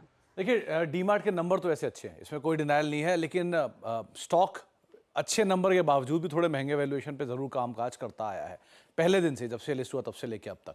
लेकिन शेयर ने हाल में एक अच्छी परफॉर्मेंस भी दी है। पहले अनुमान आपकी स्क्रीन पर आएगा, किस तरह का अनुमान बाजार लगाकर चल रहा है। 14,080 करोड़ रुपए के आसपास का एक रेवेन्यू का अनुमान है, जो कि 19% की बढ़त देख सकता है। मुनाफे में 24% की एक बढ़त रह सकती है। मार्जिन 9.5% बढ़ने का अनुमान है, वाई बेसिस 8.5 से बढ़ के 9.5। और इबीटा भी करीब 25% बढ़ने का अनुमान है, 1290 करोड़ रुपए इस तिमाही में इबीटा रह सकता है। यही क्यू ऑन क्यू बेसिस पे नंबर देखेंगे तो वहां पर भी बहुत स्ट्रांग नंबर आने की बातचीत बाजार लगाकर चल रहा है। करीब 18 साढ़े 18%। एक और इंपॉर्टेंट अपडेट ये है कि 6 स्टोर पहली तिमाही में खोलने की बातचीत है। कुल 371 स्टोर, जो कि ऑलरेडी मेंशन कर चुके हैं अपनी Q1 की अपडेट में, वो हो सकता है। स्टैंड लोन रेवेन्यू जो है पर स्क्वायर फीट वो करीब 4-4.5% बढ़ने का अनुमान है। 35,900 के आसपास ये पर स्क्वायर फीट के हिसाब से इनका रेवेन्यू बढ़ने का अनुमान बाजार लगाकर चल रहा है। जो Q1 अपडेट हमारे पास है उसमें कंपनी का रेवेन्यू करीब 13,711 करोड़ और लास्ट ईयर इस क्वार्टर में करीब 11,584 करोड़। तो एक अच्छे नंबर की उम्मीद बाजार लगाकर चल रहा है। एक स्ट्रॉन्ग साइड पर नंबर शायद पोस्ट करते हुए दिखाई पड़ेंगे। इनके ई बिजनेस जो कारोबार डिलीवरी वाला, उसकी कमेंट्री बाजार की नज़र रहेगी। इसके अलावा जो दूसरा नंबर है वो है HDFC लाइफ को लेकर। HDFC लाइफ के केस में ये इंश्योरेंस के पहले नंबर होंगे, तो यहाँ से आगे की टोन भी थोड़ी हद तक सेट होते हुए दिखाई पड़ेगी। न्यू बिजनेस प्रीमियम करीब 11% बढ़ने का अनुमान है। 6,540 करोड़ रुपए ये नंबर रहेगा, 5,870 करोड़ रुपए के सामने। APE के केस में करीब 2,846 करोड़, 22% की बढ़त यहाँ पर भी है। रिटेल APE भी करीब 30% बढ़ने का अनुमान है। वैल्यू ऑफ न्यू बिजनेस 20% बढ़ने का अनुमान है। और VNB margin, value of new business margin slightly गिरेंगे, करीब 25-25% के आसपास आएगा, 26% के सामने। एक स्ट्रॉन्ग VNB ग्रोथ की बातचीत बाजार लगाकर चल ही रहा है। परसिस्टेंसी रेशियो इंप्रूव होंगे। कमेंट्री अच्छी है। 2-3 चीज़ें, इस पूरी बुल रन में शेयर ने बहुत पार्टिसिपेट किया नहीं है, तो बाजार अगर अच्छे नंबर या री रेट करता है रेटिंग नंबर्स को तो बात अलग है, लेकिन अदरवाइज ये एक रेंज के अंदर ही आमतौर पर रहता है। पिछले 2-3 अपडेट जो आए हैं इस कंपनी के वो बहुत स्ट्रॉन्ग आए हैं। सो लेट्स सी कैसे कामकाज करता है। लेकिन एक तरफ डीमार्ट है जो कि बहुत बड़ा आउट परफॉर्मर है, और दूसरी तरफ HDFC लाइफ है जो कि लार्जली अंडर परफॉर्मर है। सो नंबर्स के अकॉर्डिंग यहाँ पर रिएक्शन आते हुए दिखाई पड़ सकते हैं, तो इसीलिए नंबर्स काफ़ी इंपॉर्टेंट रहेंगे। शुक्रिया सुमित। HDFC लाइफ स्नेहा, आप ट्रेड लेंगी क्या आप नंबर से पहले? देखें तो काफी अच्छा मूव दे चुका है स्टॉक ने। अपसाइड में एक 640 के आसपास एक हर्डल है। अगर ये काउंटर ये सरपास करता है तो पॉसिबिलिटी कि अप मूव कंटिन्यू हो, तो यहाँ पे 640 के लेवल पे वॉच करना चाहिए। आई थिंक अगर इसको सरपास करता है तो यहाँ पे एक ट्रेड बनता है। फिर अपसाइड में अगर ये मूव अपसाइड में जो 640 का लेवल क्रॉस होता है तो पॉसिबिलिटी है कि 680 685 तक के काउंटर जा सकता है। ऑन द लोअर साइड अगर किसी को एक ट्रेड लेना है तो आई बिलीव करके एक स्ट्रिक्ट स्टॉप लॉस अराउंड 615 का लगाकर बाय कर सकते हैं। मोमेंटम आने के लिए 640 ये इंपॉर्टेंट लेवल है। ओके, चलिए पैनल में अब हमारे साथ कविता जी जुड़ चुकी हैं इस वक्त बात करने के लिए। कविता जी नमस्कार, कार्यक्रम में स्वागत है आपका। क्या ट्रेड रहेगा मैम आपका इस वक्त का? हाय, गुड आफ्टरनून वीरेन जी, गुड आफ्टरनून एवरीवन। वेल, अभी का जो ट्रेड है वो मैं लिटिल प्रीएम्प्ट कर रही हूँ। सो मंथली चार्ट सेटअप पर अगर आप HDFC बैंक को देखें तो यहाँ एक अच्छा ब्रेकआउट आता हुआ दिखा है, ऑल्दो क्लोजिंग इंपॉर्टेंट होगी। और काफी लंबे समय के बाद यहाँ पर हम 1641 का लेवल देख रहे हैं। मैकेनिकल इंडिकेटर मैगडी पर एक बाय सिग्नल भी जनरेट होता हुआ दिखा है। सो 1641 एज ऑफ नाउ है। मुझे लगता है मोमेंटम 1645 के ऊपर बनता हुआ दिखना चाहिए। और द प्राइस टारगेट ऑफ 1660 1680 आप HDFC बैंक को देख सकते हैं। स्टॉप लॉस मेंटेन करना चाहिए 1635 का। एक इस समय ट्रेड आपने साफ दिया है, ये काउंटर भी एक अच्छा मोमेंटम दिखा रहा है। इस बीच विनिवेश पर बजट पर ऐलान न होने की संभावना बनती हुई दिखाई दे रही है। सरकार इस बजट में विनिवेश पर बिल्कुल शांत रह सकती है। विनिवेश का लक्ष्य रोड मैप आने की संभावना कम ही दिख रही है। शायद वैल्यू अनलॉकिंग पर ज्यादा फोकस रहता हुआ दिखाई देगा। ये आपके सामने एक्सक्लूसिव फ्लैशेस आना शुरू हो चुके हैं कि विनिवेश पर ऐलान नहीं होगा, ऐसी संभावना है।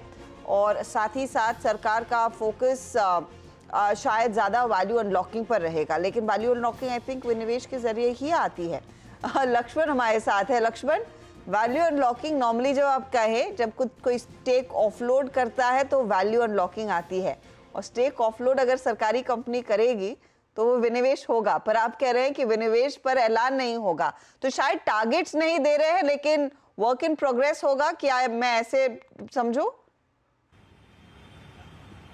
देखिए, अगर बिल्कुल इसको घुमा फिरा कर नहीं कहना हो, घुमा फिरा कर नहीं समझना है, तो एक लाइन में ये समझिए कि विनिवेश नहीं होगा। दरअसल सरकार बदलते राजनीतिक हालात में अपने अप्रोच को भी बदला है और विनिवेश के मोर्चे पर बिल्कुल एक तरीके से कहें रुक जाना चाहती है, लेकिन इसका औपचारिक ऐलान नहीं करना चाहती है। अब इस अपने पॉलिसी को, जिसको आपको याद हो कोविड के समय में पब्लिक सेक्टर एंटरप्राइजेस पॉलिसी ऐलान किया गया था, उसमें विनिवेश के लिए कहा गया था जहां जहां सरकार को काम नहीं करना है, जो नॉन स्ट्रेटेजिक सेक्टर है, उस सेक्टर की सरकारी कंपनियों को बेच दिया जाएगा, हिस्सेदारी बेच दी जाएगी। लेकिन सरकार ने कदम भी बढ़ाया, लेकिन अब बदले राजनीतिक माहौल में सरकार को लगता है कि ऐसा करना जोखिम भरा होगा, क्योंकि इससे अच्छी छवि नहीं जा रही है। तो मुझे जो सूत्र बता रहे हैं कि बजट में इसको लेकर के एक संकेत आपको मिल जाएगा। संकेत इस तरीके से मिलेगा कि विनिवेश का कोई लक्ष्य नहीं रखा जाएगा और विनिवेश के मोर्चे पर कुछ नहीं बोला जाएगा। सरकारी कंपनियों के लिए एक बात जरूर कही जाएगी, क्योंकि ये आरोप सरकार पर लगता है कि आपने सरकारी कंपनियों को बेच दिया या बेच रहे हैं। तो इस आरोप को धूमिल करने के लिए सरकार ये पर्सपेक्टिव बनाएगी कि हम सरकारी कंपनियों को बेचने की बात नहीं कर रहे हैं, हम सरकारी कंपनियों को वैल्यू अनलॉकिंग की बात कर रहे हैं।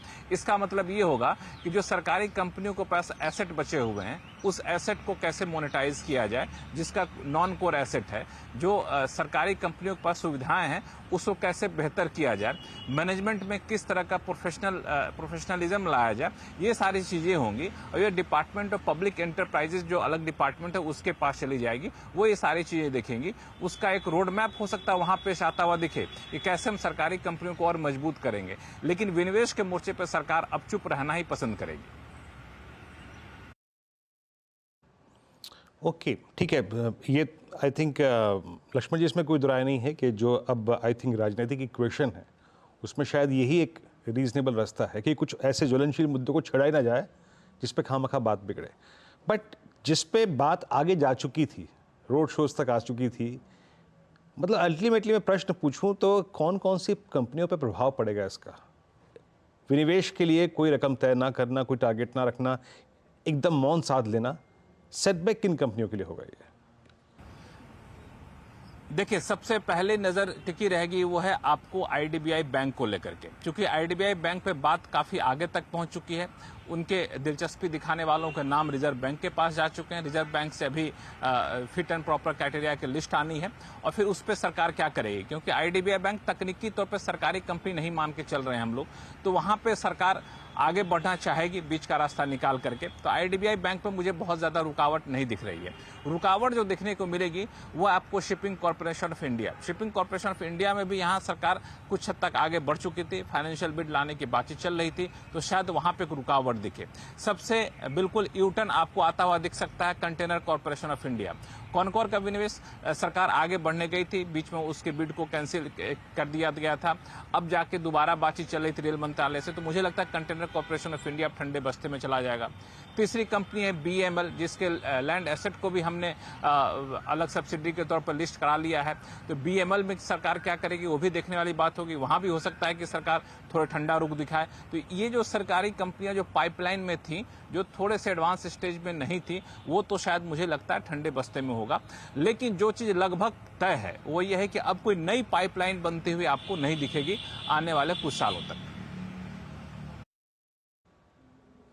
लक्ष्मण जी, बहुत बहुत शुक्रिया। आई थिंक बजट में एक बहुत महत्वपूर्ण धड़ा ये भी होता है कि सरकार विनिवेश के लिए कितना लक्ष्य तय करती है, कौन कौन सी कंपनियां होंगी। तो आपको इस लिंक के जरिए, इस आई थिंक गुफ्तगू के जरिए, बातचीत के जरिए तो मालूम चल गया होगा कि वो अंश शायद इस बजट स्पीच में ना हो, और कंपनियों का तो खैर जो लक्ष्मण जी ने ब्यौरा पेश किया, जिन पे कदम काफ़ी बढ़ चुके थे, इनके लिए एक सेटबैक है, इनका विनिवेश अब शायद ना हो मौजूदा राजनीतिक हालात में। लक्ष्मण जी, बहुत बहुत शुक्रिया आपका इस पूरी बातचीत के लिए। और आई थिंक ये एक अहम मुद्दा था और हमने लास्ट आई थिंक 5 सालों में बहुत सारी कंपनियों को इस नोट पे काफ़ी कई बार ट्रेवल करते हुए, मूव देते हुए, स्विंग जनरेट करते हुए देखा भी है। अब एक काम करते हैं, अच्छा इधर एक बार 4 का चौका का क्रम लेके आऊँ, उससे पहले ज़रा निफ्टी एफएमसीजी लेके आइए। निफ्टी एफएमसीजी ने क्या मूव दिया, करीब करीब 59,600 का ये इंडेक्स अभी अभी 59,800 तक हो गया है। ये देखिए स्विंग देखिए। खैर 4 का चौका का क्रम क्या है बताते हैं आपको। सस्ता ऑप्शन मानस जी के सौजन्य से आएगा और मानस जी ये ट्रेड रिकमेंड करेंगे। एफएनओ सुपरस्टार रचना वैद्य जी बताएंगी आपसे कुछ देर में। उसके बाद 4 का चमत्कार कविता जी के सौजन्य से आएगा और mid cap fund Dharmesh Kant हमारे साथ मौजूद हैं आज, वो बताएंगे। बट रचना जी, जो मैंने आपसे टाटा कंज्यूमर लिया था ना, Tata consumer almost day high पर, कोई और एफएमसीजी में स्पॉटिंग है आपकी क्या? As I said earlier, मेरा एक ये यूनिलीवर पे एफएमसीजी में नजर है मेरी, एंड इवन आईटीसी में आई एम वेरी होपफुल। तो यूनिलीवर में अगर बात करें तो यहाँ से करीब करीब 30 to 40 रुपीस के मुंह की उम्मीद है, एंड आईटीसी में भी बात करें तो 10 to 15 रुपीस के मुंह की मुझे उम्मीद है।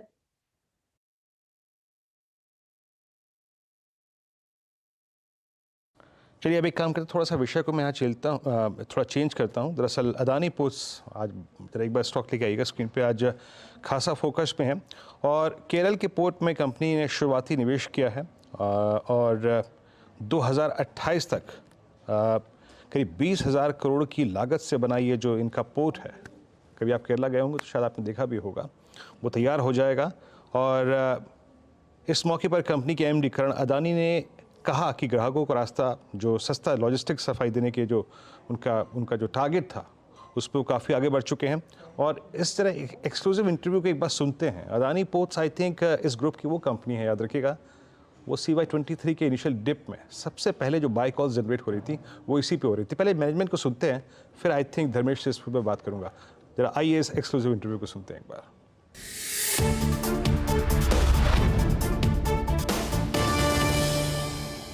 आज हमारे साथ केरला में विनियम पोर्ट का जो ऑपरेशन शुरू हुआ है उसको जो बढ़ोतरी मिली है, सरकार का सपोर्ट मिला है, पीपी मॉडल के अंदर ये जो शुरू हुई है फैसिलिटी, उस पर बात करने के लिए खास करण अदानी जुड़ रहे हैं, अदानी पोर्ट्स के प्रमोटर ग्रुप से। बहुत बहुत धन्यवाद करण भाई CNBC आवाज़ के साथ बातचीत करने के लिए। ये state of the art facility आपने जो केरला में डेवलप की है, इसके बारे में हमको बताइए और कुल मिला के कितना केपेक्स और बचा हुआ है। आपने ओपनिंग कमेंट्स में कहा था आपके कि आप बिफोर शेड्यूल हैं जो एक्सपेंशन हो रहा है उसके लिए, तो कैसे आप देखते हैं ये फैसिलिटी को ओवरऑल वॉल्यूम्स को कंट्रीब्यूशन करते हुए? No, so first of all, thank you. This port is a very significant port, Vizhinjam port. It is country's first fully automated terminal, container terminal, transshipment terminal. And also it is one of the deepest port in the country. I'm also proud to say that this is, if not wrong, this is one of the most advanced, technologically advanced terminal in South Asia. We have used video analytics, we have used AI as well as robotics to do the operation. So from a technology, what India can do, this is a showcase project for not just for us but I think for the whole country, and that's what we are very proud of. In terms of capex, हमने अभी तक 3,600 crores we have spent over here in phase 1. Total outlay including phase 2, 3 and 4, which we got public hearing got approved, I mean went successfully, and now environment clearance, we are just waiting for formal environment clearance. एक बार वो आ जाता है, then additional 20,000 crores we will be spending by 28-29. अगर हम बात करें आपके market share की, तो अदानी पोर्ट्स का FY24 में एंड का जो मार्केट शेयर था लगभग 27% के आसपास था। क्योंकि आप इतनी सारी इनऑर्गेनिक एसेट्स ऑलरेडी अक्वायर कर चुके हैं, वहाँ एक्सपेंशन काफ़ी तेज़ी से चल रहा है, क्या आपको लगता है एक medium to long term target जो इन्विसाइज कर रहा है ग्रुप वो 33% या 1/3 ऑफ इंडियाज मार्केट शेयर हो सकता है? हमारा बिजनेस मॉडल मार्केट शेयर की तरफ नहीं है। हमारा बिजनेस मॉडल है कि how do I provide the cheapest logistic solution to my customers, right, and how do I make the manufacturing hub of India as competitive on global scale as possible. And हमारा effort, team का effort always उसी तरफ रहता है कि how can we do better in terms of efficiency, in terms of cost, and how can we help the customers to reduce their cost so that they can increase their volume. Market share, growth, all of that is a outcome of it. So हमारा thinking is more towards customer centric and giving better service to the customer rather than a market share and putting a target on the market share. Right. आपने अपने investors और जो analyst call थी वहाँ लोगों को आश्वासन दिया था कि net debt to equity level जो है वो काफ़ी हेल्दी लेवल्स पे आप रखेंगे। FY24 एंड में लगभग 2.3 टाइम्स था आपका debt to equity net basis पे। Net debt to EBITDA। हाँ, तो जहाँ तक कि एक्सपेंशन का सवाल है, काफ़ी एक्सपेंशन प्लान्स आपने लाइन अप करके रखे हैं। क्या आपको शॉर्ट टू मीडियम टर्म में इक्विटी रेज करनी पड़ेगी? क्या डेट से या इंटरनल अक्रूवल से हो पाएगा सारा expansion? So no, we are not looking at further equity raise. Okay. This company APSEZ generates free cash flow of almost 10,000 crores every year. Right. And it will keep increase. This number will keep increasing by almost 2,000 to 3,000 crores every year further. Okay. So we are very confident that हमारा expansion both organic and inorganic we will be able to do with the current balance sheet that we have. Right. करण भाई, एक strategy जो आपने implement की है as a company वो है inorganic. चाहे वो इजराइल का हाइफा पोर्ट हो, चाहे ईस्ट कोस्ट पे 2 नए पोर्ट्स आपने रिसेंटली एक्वायर किए। क्या यहाँ से आपको लगता है इंडियन मार्केट में अपॉर्चुनिटी है इनऑर्गेनिकली ग्रो करने के लिए, या आपको लगता है कि इंटरनेशनल वाटर्स में भी काफ़ी अपॉर्चुनिटी जो आप एक्सप्लोर कर पाएंगे नियर टर्म में? नहीं, आई थिंक कंट्री को अगर $5 ट्रिलियन की इकोनॉमी बनानी है तो फिर infrastructure is key. Port is a very critical infrastructure part of that growth story. And our view is that country is in a rebuilding phase from a port infrastructure perspective, because हमारे जो ports जो post independence वाले थे, Kandla port है, Calcutta port है, Chennai port है, Bombay port है, वो सब अभी they will have to go into a rejuvenation and new ports will have to be created. And as you would have seen, Prime Minister announced Vadhavan port, which is again it is an alternative to JNPT and Bombay port. So हमारा view है कि more and more such development will happen. And as more and more development happens, there will be always be an opportunity for PPP, for private participation in those models. करण भाई, port logistics के अलावा where housing और railways पे भी आपका खास focus रहा है। वहाँ ग्रोथ भी डबल डिजिट में आ रही है, काफ़ी स्ट्रॉन्ग मोमेंटम दिख रहा है। तो ये 2 बिजनेस सेगमेंट्स में क्या अपॉर्चुनिटीज़ लगती हैं आपको? क्या आपको लगता है ये double digit growth momentum wise बरकरार रहेगा, और क्या इन्वेस्टमेंट करेंगे आप? 100%. And to be honest, we are not very happy with our growth so far on the logistics side. So because we see a large opportunity available. Correct. And there is opportunity not just from acquiring customers, but opportunity to help customers reduce their cost. And हमारा focus वहाँ पे ही है, how do we improve the infrastructure? So that's where we are looking at building more warehouses, more ICDs, giving more rail network, building out more trains, and also giving last mile connectivity, last mile delivery, and building all of that on top of a technology layer, so that customers as well as our stakeholders have full visibility of where their cargo is and where their boxes are. Thank you so much, Karan bhai, for speaking to Awaaz, and बहुत-बहुत धन्यवाद. Thank you.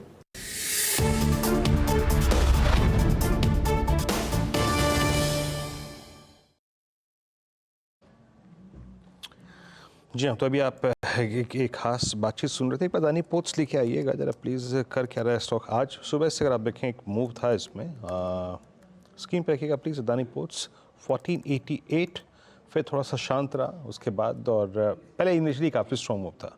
1488 पे कोई बहुत बड़ा trade मुझे इस वक्त visible लग नहीं रहा है। 10 DMA के आसपास बिल्कुल शांत तरीके से बैठा हुआ है स्टॉक इस वक्त है। 4 का चौका आप शुरू करते हैं, काम करते हैं। 4 ट्रेड्स पिक कर लेते हैं, और 4 का चौका पहला ट्रेड आएगा मानस जी के सौजन्य से, और सस्ता ऑप्शन। मानस क्या पिक कर रहे हैं?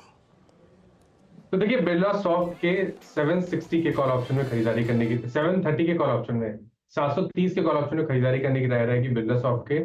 फ्रेश ब्रेकआउट है, ट्रेंड पॉजिटिव है, हाई टॉप्स हाई बॉटम्स का, करंट लेवल्स पे 16 रुपए के स्टॉप लॉस खरीदारी कर सकते हैं इस ऑप्शन में और 45 रुपए के टारगेट सेट कर सकते हैं। ओके, बिरला सॉफ्ट, और बड़ा अच्छा अगर आप देखें आपने दिमाग लगाया इस स्टॉक पे, ये वो स्टॉक्स हैं जिन्होंने बाद में पार्टिसिपेट किया है। आज इसका सही मायने में 1042 के आसपास स्विंग शुरू हुआ था, फिर सेकंड शुरू हुआ 1 बजे के आसपास, थर्ड शुरू हुआ 2 बजे के आसपास। अच्छी स्पॉटिंग है मानस आपकी है। एक ट्रेड हो गया सस्ता ऑप्शन। अब चलते हैं रचना जी के पास आज का सुपरस्टार पिक करने के लिए। रचना जी क्या पिक कर रही हैं आप?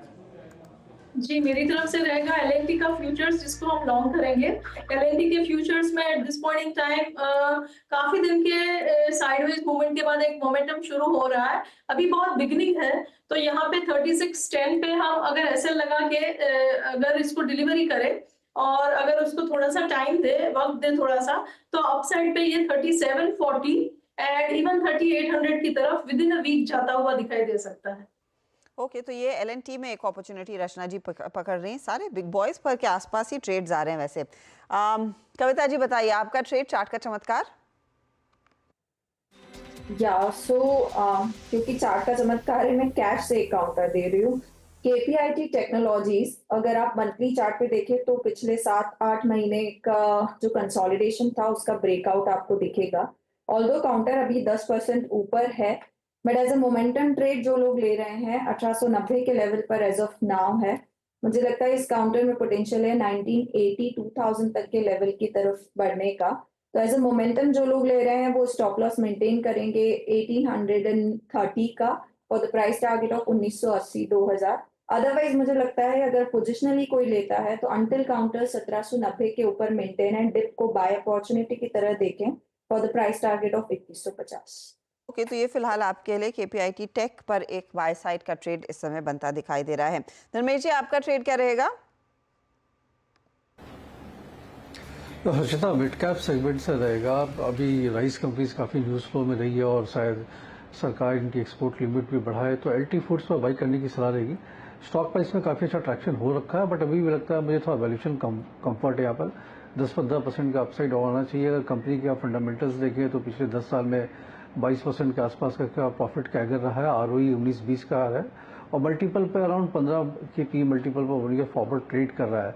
मानसून पिक कर गई है तो थोड़ा सा राइस का प्रोडक्शन भी अच्छा होना चाहिए और ये सारे सेगमेंट में है, वाइट राइस में है, ब्राउन राइस में है, पार बॉइल्ड राइस में है, स्टीम राइस में है और इनका जो दावत ब्रांड है काफ़ी अच्छा चल रहा है। और यूके में अभी इन्होंने एक नई फैसिलिटी भी खोली है जहाँ की अराउंड 3-4 साल में 1000 करोड़ के वहाँ पे भी मार्केट टैप करने की बात कर रहे हैं। तो मुझे लगता है अभी स्विंग चल रहा है, तो उसके हिसाब से अगर इसको आप बाई करें तो 320 के टारगेट के लिए एलटी फूड्स को बाई करके चल सकते हैं। ओके, तो ये फिलहाल एलटी फूड्स पर एक अपॉर्चुनिटी और एलटी फूड्स के लिए आज वैसे भी अपडेट आया था कि कंपनी वो यूके में एक फैसिलिटी बिल्ड कर रही है, वहाँ से अच्छा खासा रेवेन्यू फ्लो आता हुआ दिखाई देगा, तो 2.5% तक के गेन्स बनते देखने को मिल रहे हैं। चलिए मैं सारे ट्रेड्स आपके लिए रिकैप कर देती हूँ। शुरुआत हमने ऑफकोर्स सस्ता ऑप्शन के साथ की। मानस ने बिरला सॉफ्ट का ट्रेड दिया, 730 का टारगेट 730 का कॉल है, 45 का टारगेट, 16 का स्टॉप लॉस आप लगाकर चले, मोमेंटम है स्टॉक में। एलएनटी पर एक बाय साइड का ट्रेड रचना ने दिया है, फ्यूचर्स में 3740 और 3800 की तैयारी स्टॉक कर रहा है और साथ ही साथ कविता जैन बुलिश है केपीआईटी टेक पर, 1980 का टारगेट, 2000 के लेवल्स भी आगे अचीव हो सकते हैं। साथ ही एलटी फूड्स 320 के टारगेट के लिए एक मौका तेजी का यहाँ पर बनेगा।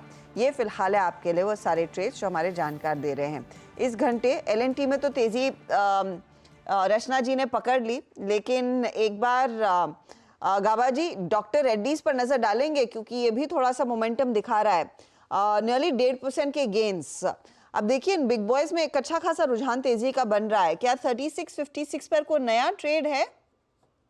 यस, ऐसी जगह पर है जहां पर रेसिस्टेंस तो है नहीं। डॉक्टर रेड्डी पर ट्रेड कर रहा है 6707 पर। नेक्स्ट लॉजिकल टेक्निकल टारगेट 6800 का होना चाहिए और स्टॉप होगा 6650 का। तो एक रिस्क और रेशो 1:2 भी बनता है यहाँ पर, तो यस ले सकते हैं डॉक्टर रेड्डी में। रेड्डीज में एक अच्छा मोमेंटम, नियरली 2% के गेन्स इधर आ रहे हैं। चलिए काम करते हैं, एक ब्रेक लेंगे, ब्रेक के बाद आखिरी आधे घंटे के ट्रेड की तरफ बढ़ेंगे। कुछ और स्टॉक स्पॉट भी होंगे, खिलाड़ी नंबर 1 से भी बातचीत होगी और हमारे साथ हमारे जानकार भी जुड़ेंगे, पाइपर सेरेका के अभय अग्रवाल आगे।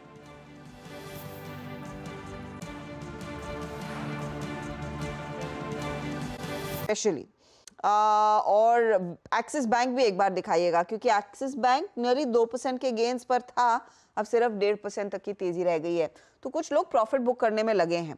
क्या सलाह होगी इस समय ट्रेडर्स को, कैसे अप्रोच करना चाहिए? हमारे साथ पाइपर सैरिका के अभय अग्रवाल हैं। मार्केट में अर्निंग्स का तड़का तो लग ही रहा है, लेकिन अर्निंग्स के बाद एक बड़ा, अर्निंग्स के बीचों बीच रात एक बड़ा ट्रिगर बजट का भी आने वाला है। Good afternoon Ajay. देखिए, जेपी मॉर्गन में आप काम कर चुके हैं, तो आपको एक अंदाजा है कि मार्केट को इस बड़े इवेंट वाले हफ्ते में क्या रणनीति अपनानी चाहिए। आज टीसीएस बचा, मंडे को आएंगे तो एचसीएल बचाना होगा, फिर वीकेंड तक ऑफ कोर्स हम इन्फोसिस के नंबर्स पर रिएक्ट करेंगे और फिर सीधे मुंह पर आएगा बजट। पोजीशनिंग अब है इस समय कैसी होनी चाहिए? बड़े निवेशक इस समय अपने आप को कैसे संभालेंगे, अपनी पोजीशंस को, अगर उसका एक अंदाजा दे सके? जी, गुड आफ्टरनून हर्षदा। देखिए, मैं काफी समय से कह रहा हूं और मैं आज फिर से दोहराऊंगा कि ये जो मार्केट का कॉन्स्ट्रक्ट है, ये अभी भी एक बाय ऑन डिप्स मार्केट है, और इस मार्केट में ओनरशिप ऐसा लगता है कि बहुत ज्यादा है, पर overbought, overowned stocks अभी भी नहीं है। कुछ एक सेगमेंट्स को हम छोड़ दें, उनकी बात नहीं करते हैं, पर जनरली मैं मार्केट की बात करूंगा तो ये मार्केट अभी भी इसी मूड में है कि ऊपर की तरफ कैसे जाए, और ऊपर की तरफ जाने के लिए फिर बहुत अच्छे रिजल्ट्स ना आए पर बहुत बुरे भी ना आए, तो वो एक मार्केट को सहारा दे रहा है। तो जो हमने टीसीएस में देखा, नंबर्स फ्रैंकली बहुत अच्छे नहीं थे, गाइडेंस भी एक कॉशियस थी, पर फिर भी मार्केट ने कहा कि देखिए ये स्टॉक्स चले नहीं है काफी समय से, कौन से बीटन डाउन सेक्टर्स हैं, कौन से सेगमेंट्स हैं जहां पे थोड़ा डिफेंसिव है नेचर में। तो मार्केट में अभी एक ओवरवेलमिंग फीलिंग यही है कि इन्वेस्टेड रहा जाए, अंडर एलोकेट ना किया जाए। रिजल्ट से मार्केट को फ्रैंकली ज्यादा उम्मीद नहीं है इस समय, क्योंकि ये क्वार्टर हम देख रहे हैं कि एक एवरेज क्वार्टर रहेगा अर्निंग के लिए, और इन क्वार्टर की अर्निंग से ज्यादा इन्वेस्टर्स की डिसीजन मेकिंग नहीं होगी, वो होगी अगले 2 क्वार्टर के रिजल्ट से। तो इस क्वार्टर के रिजल्ट ठीक ठाक आ जाएं, वही काफी होगा मार्केट के लिए। बड़ी न्यूज जो आपने कही वो है बजट की। एक्सपेक्टेशंस बहुत हाई हैं, एक्सपेक्टेशंस हैं कि काफी pro growth, pro reform budget होगा, जो काफी सेगमेंट्स को जिन्होंने अंडर परफॉर्म किया है उनको सपोर्ट करेगा, जॉब्स क्रिएट करेगा, एग्री इकोनॉमी, रूरल इकोनॉमी को सपोर्ट करेगा, जीएसटी रैशनलाइजेशन होगा। तो काफी बड़े अनाउंसमेंट्स होंगे बजट में, जिसका गाइडेंस ऑलरेडी धीरे धीरे मिल रहा है पिछले 2 महीने से। तो मुझे लगता है कि उस पर ज्यादा मार्केट की या इन्वेस्टर्स, लॉन्ग टर्म इन्वेस्टर्स की एक्सपेक्टेशन उस पर ज्यादा है। तो उस हिसाब से मुझे नहीं लगता है कि इस मार्केट में किसी को कैश में चले जाना चाहिए ये एक्सपेक्ट करके कि कोई बहुत बड़ा करेक्शन आने वाला है। जो भी करेक्शंस आएंगे वो सब यूज करेंगे इन्वेस्टर्स बाइंग करने के लिए। टू बी स्पेसिफिक, जो सेक्टोरल एक्शन आज देखने को मिला है अब है टेक्नोलॉजी में, और टेक्नोलॉजी पर हमने पहले काफी बातचीत की है। एक बहुत इंटरेस्टिंग डेटा पॉइंट हमारी रिसर्च टीम हमारे साथ शेयर कर रही थी कि वैल्यूएशन कहां पर पहुंचे हैं। अभी भी आप देखिएगा, टीसीएस इज स्टिल दे से expensive but it's trading around 32 times. इसके आगे तो कई परसिस्टेंट केपीआईटी निकल चुके हैं। तो टीसीएस के इस तरह के नंबर्स पर और जो मार्केट का रिएक्शन आया है, क्या चेज किया जाए ये ट्रेड, और बाकी दिग्गजों में अब पोजीशंस क्या बढ़ाई जा सकती है? क्योंकि मार्केट इस समय वो होप पर राइड कर रहा है कि अगर टीसीएस के साथ कुछ बुरा नहीं हुआ तो बाकियों के साथ नहीं होगा, और बुरा नहीं, इनफैक्ट यहां से बस अच्छी स्थिति आएगी, भले ही वो Q2 के बाद आए। आई थिंक वो एक्सपेक्टेशन है कि पिछले 3-4 साल पूरे आईटी सेगमेंट में निकाले हैं साइडवेज करेक्शन में, ग्रोथ नहीं है, 2% 3% की ग्रोथ की गाइडेंस थी, अब वो बढ़ के 7% तक आई है, एट्रिशन कम हुआ है, मार्जिन मेंटेन हुआ है ऐसे एनवायरनमेंट में भी। तो एक होप है जरूर कि अब बॉटम शायद in large cap IT stocks का बन गया है, और अब यहाँ से एक रिकवरी दिखेगी, और शायद कभी 1-2 साल में डबल डिजिट ग्रोथ भी दिखे। तो उस एक्सपेक्टेशन पे लोग अभी भी 30 टाइम का पी मल्टीपल दे रहे हैं। पर उससे ज्यादा मुझे हर्षदा लगता है कि ये जो स्टॉक्स बाय आउट इसलिए हो रहे हैं कि एक मार्केट में ढूंढ रहे हैं लार्ज इन्वेस्टर्स जो लार्ज कैपिटल डिप्लॉय करना चाहते हैं, ऐसी स्पेस जिसने परफॉर्म नहीं किया या मार्केट को अंडर परफॉर्म किया है, और उसमें पेशेंस कैपिटल है, वो तैयार है साल भर के लिए अगर रिटर्न ज्यादा ना भी बने। पर सबकी चाहत यही है कि जितना अर्ली ट्रेड में आ जाए उतना अच्छा है। और आईटी सेगमेंट जो है, लार्ज कैप आईटी बिल्कुल उस स्वीट स्पॉट में है, और मुझे लगता है कि थोड़ी 5-8-10% की भी यहाँ से आईटी इंडेक्स में मोमेंटम आ जाए अगले 1-1.5 महीने में, तो कोई बड़ी बात नहीं होगी। वो सिर्फ इसलिए होगा क्योंकि लिक्विडिटी इस सेगमेंट में ज्यादा आएगी। अच्छा अभय जी नमस्कार, वीरेंद्र बोल रहे स्टूडियो से। एक तो डिफेंसिव आईटी की बात हो गई, नंबर्स आए आज टीसीएस के, जैसे कि आपने खुद कहा कि नंबर्स बहुत आकर्षक नहीं थे, लेकिन बाजार आई थिंक जिसे कहते हैं ना, आई मीन ट्रिगर्स का भूखा है या फिर कहीं भी डिफरेंशियल परसिस्ट कर रहा है, उसको चेस कर रहा है। And the second space FMCG, इसको भी बाजार चेस करने में लगा हुआ है। आज आईटीसी को देखिए, आज टाटा कंज्यूमर को देखिए, मैरिको को देखिए, डाबर को देखिए, इस पर आपका टेक? ये एक अच्छा सेक्टर है अगेन विजेंद्र, क्योंकि हमने पहले भी बात करी है, एफएमसीजी में काफी साइडवेज करेक्शन हुआ था अगेन, और अब जिस हिसाब से मॉनसून प्ले आउट हो रहा है, थोड़ा डेफिसिट है, पर एक्सपेक्टेशन है वो कवर हो जाएगा। दूसरी तरफ मुझे लगता है एक बहुत बड़ी एक्सपेक्टेशन है इस समय बजट से कि जो रूरल इकोनॉमी है, एग्री इकोनॉमी है, रूरल से ज्यादा मैं कहूँगा एग्री इकोनॉमी है, उसको गवर्नमेंट काफी सपोर्ट करेगी, सॉफ्ट देगी क्रॉप यील्ड बढ़ाने में, एमएसपी बढ़ाने में। तो जो रूरल फार्मर्स की जब इनकम बढ़ेगी, तो ये जो आपने नाम लिए, ये कंपनीज ऑटोमेटिकली बेनिफिट करेंगी क्योंकि सबके डिस्ट्रीब्यूशन चैनल्स बहुत स्ट्रॉन्ग है रूरल, सेमी अर्बन एरियाज में। तो एक उसका एक्सपेक्टेशन है कि जो रूरल इकोनॉमी के पिकअप होने से जो ये कंपनीज थोड़ा मार्जिन ग्रोथ के लिए, वॉल्यूम ग्रोथ के लिए स्ट्रगल कर रही थी, तो वापस हो सकता है कि अगले 1-2 क्वार्टर में डबल डिजिट में हमें 10% से ज्यादा का वॉल्यूम ग्रोथ दिखे, जो काफी समय से नहीं दिखा है। तो उस हिसाब से मुझे लग रहा है कि ये एफएमसीजी एक काफी अट्रैक्टिव स्पेस है, इन्वेस्टर्स को अपने रडार पे रखना चाहिए। और वैल्यूएशंस भी इन्फ्लेटेड नहीं है, मतलब ज्यादा लगेंगी, हमेशा ही एफएमसीजी में ज्यादा ही लगती हैं, पर मुझे लगता है हिस्टोरिकल स्टैंडर्ड से हम देखें तो एफएमसीजी एक काफी अट्रैक्टिव स्पेस है इन्वेस्टर्स के लिए इस समय। एफएमसीजी, और ये आपका एफएमसीजी पे टेक। चलिए अब एक काम करते हैं, डिफेंसिव्स में ही 2 क्षेत्र हमने कवर किए अभी तक, और उसमें शायद अभी अपने एफएमसीजी बात की, आईटी पे बात की। अब 1-2 तबकों पे और आते हैं। अभी कुछ देर पहले अभय जी हम लक्ष्मण जी से बात कर रहे थे, और उन्होंने कहा कि इस बार इस बजट स्पीच में शायद एक अंश ना हो, और वो है विनिवेश का। और वो क्यों नहीं होगा, इस बात के आई थिंक कारण क्या है वो आप भी जानते हैं, मैं भी जानता हूँ। वो कंपनियां जिनको लेके सरकार आगे बढ़ चुकी थी, स्पेशली लॉजिस्टिक्स स्पेस में, रेलवे स्पेस में, कौन कर रहा है, ऐसी कंपनियों पर आपका टेक क्या है? एंड स्पेशली अगर आप देखिए, जब से ये नई सरकार बनी है, बीपीसीएल को लेकर, कॉनकॉर को लेकर जो कमेंट्रीज आ रही हैं, वो कह रही हैं कि हाँ, यहाँ पे अब विनिवेश शायद अगले 5 साल के लिए ठंडे बस्ते में चला गया है। आपका टेक इस स्पेस पे? देखिए, बड़ी इंटरेस्टिंग बात है जो आपने कही, क्योंकि एक समय था 2-3 साल पहले तक, आपको याद होगा वीरेंद्र, जब मार्केट को बड़ा डर रहता था कि सरकार कभी भी ओएफएस अनाउंस कर देगी, कभी भी डिसइन्वेस्टमेंट अनाउंस कर देगी, डिस्काउंट पे शेयर्स ऑफर कर देती थी सरकार 10% के डिस्काउंट पे इन सारी बड़ी कंपनीज में। तो एक बड़ा ओवरहैंग रहता था उस समय हर पीएसयू स्टॉक पे कि सरकार को अपनी शेयर होल्डिंग 75% या उससे कम करनी है, तो उसकी वजह से ये ओएफएस आएगा। एलआईसी में मुझे याद है जब उसका आईपीओ आया था, तो लोगों ने कहा कि 75% होल्डिंग होनी चाहिए, आईपीओ सिर्फ 3.5% का है, तो इसमें तो सप्लाई आती रहेगी। वैसा कुछ भी नहीं हुआ, और ये मैं क्रेडिट दूंगा सरकार को कि जितना ओवरहैंग था कि जैसे ही प्राइस बढ़ेंगे किसी भी पीएसयू स्टॉक के, तो सरकार एक ओएफएस या डाइवेस्टमेंट अनाउंस करके उसकी वजह से शेयर होल्डर्स को कुछ नहीं मिलेगा। ये सारा डर इस समय निकल गया है, और मैं अगेन क्रेडिट दूंगा ministry of divestment, ministry of finance को कि उन्होंने बिल्कुल भी मार्केट टाइमिंग की कोशिश नहीं की है इस समय। और मैक्रो सिचुएशन इंडिया की इस समय काफी अच्छी है, मुझे नहीं लगता कि कोई प्रेशर है सरकार पे विनिवेश करने का या फायर सेल करने का। अगर हो जाता है तो अच्छा है, पर प्राइस को बहुत डिस्काउंट पे करके बेचे, मुझे नहीं लगता है सरकार में इस समय कोई भी ऐसा इंटरेस्ट है। अगर होगा तो अपने अच्छे प्राइस पे बेचेंगे। काफी बिजनेस ओरिएंटेड सरकार है, हमने काफी समय से देख लिया है।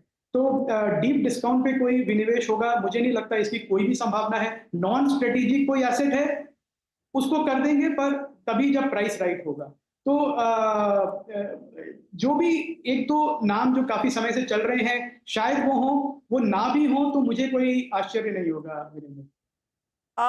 ऐसी सिचुएशन में ओके ऑफ कोर्स मैं डिफेंस पर भी आपकी राय लेना चाहूंगी, क्योंकि यहाँ पर विनिवेश की स्टोरी नहीं है, लेकिन यहाँ पर स्ट्रॉन्गर ऑर्डर बुक की स्टोरी है, यहाँ पर और इंडिजीनियस बिल्ड की स्टोरी बनती दिखाई दे रही है और सरकार उसको और बढ़ावा देना ही चाहेगी। आप अपने आप को कैसे पोजीशन करेंगे? अभी अभी वो खबर आ रही थी कि बीएल को एक एक्सपोर्ट ऑर्डर मिला है। इन कंपनियों में क्षमता है कि भारत ही नहीं, इनफैक्ट विदेशों के भी डिमांड्स को सर्विस किया जाए, और कई सारी कंपनियों ने वो इंडिकेशन दिए भी हैं कि कैसे अफ्रीकन नेशंस, कैसे एशियाई नेशंस, दूसरे नेशंस के लिए वो अब ऑर्डर्स लेने लगे हैं। क्या वो एक बड़ी अपॉर्चुनिटी रह सकती है एक्सपोर्ट ऑर्डर्स के लिहाज से भी डिफेंस कंपनियों में? बिल्कुल रह सकती है, और ये अपॉर्चुनिटी काफी समय से थी। ये तो मार्केट ने अब समझा है इसको। यही कंपनीज है, मिश्रा धातु, भारत इलेक्ट्रॉनिक्स जैसी कंपनीज हैं, जो भारत डायनामिक्स, ये सब काफी समय से हैं, पर इनको एक अपॉर्चुनिटी अब मिली है सरकार के सपोर्ट की। और ये दिखाता है हर्षदा कि सरकार का सपोर्ट किसी भी सेक्टर को हो, चाहे वो पब्लिक सेक्टर हो या प्राइवेट सेक्टर हो, पीएलआई स्कीम के थ्रू हो या जैसे भी हो, मैन्युफैक्चरिंग हो, एक इंडस्ट्री का गेम चेंजर होता है वो। और जिस तरह से सरकार ने नजर डाली डिफेंस पे, और डिफेंस हमारे देश में टैलेंट की कोई कमी नहीं है, ये हम सब जानते हैं। इसमें कोई, मुझे नहीं लगता इस बात को कोई डिस्प्यूट करेगा कि टैलेंट कितना है इस देश में।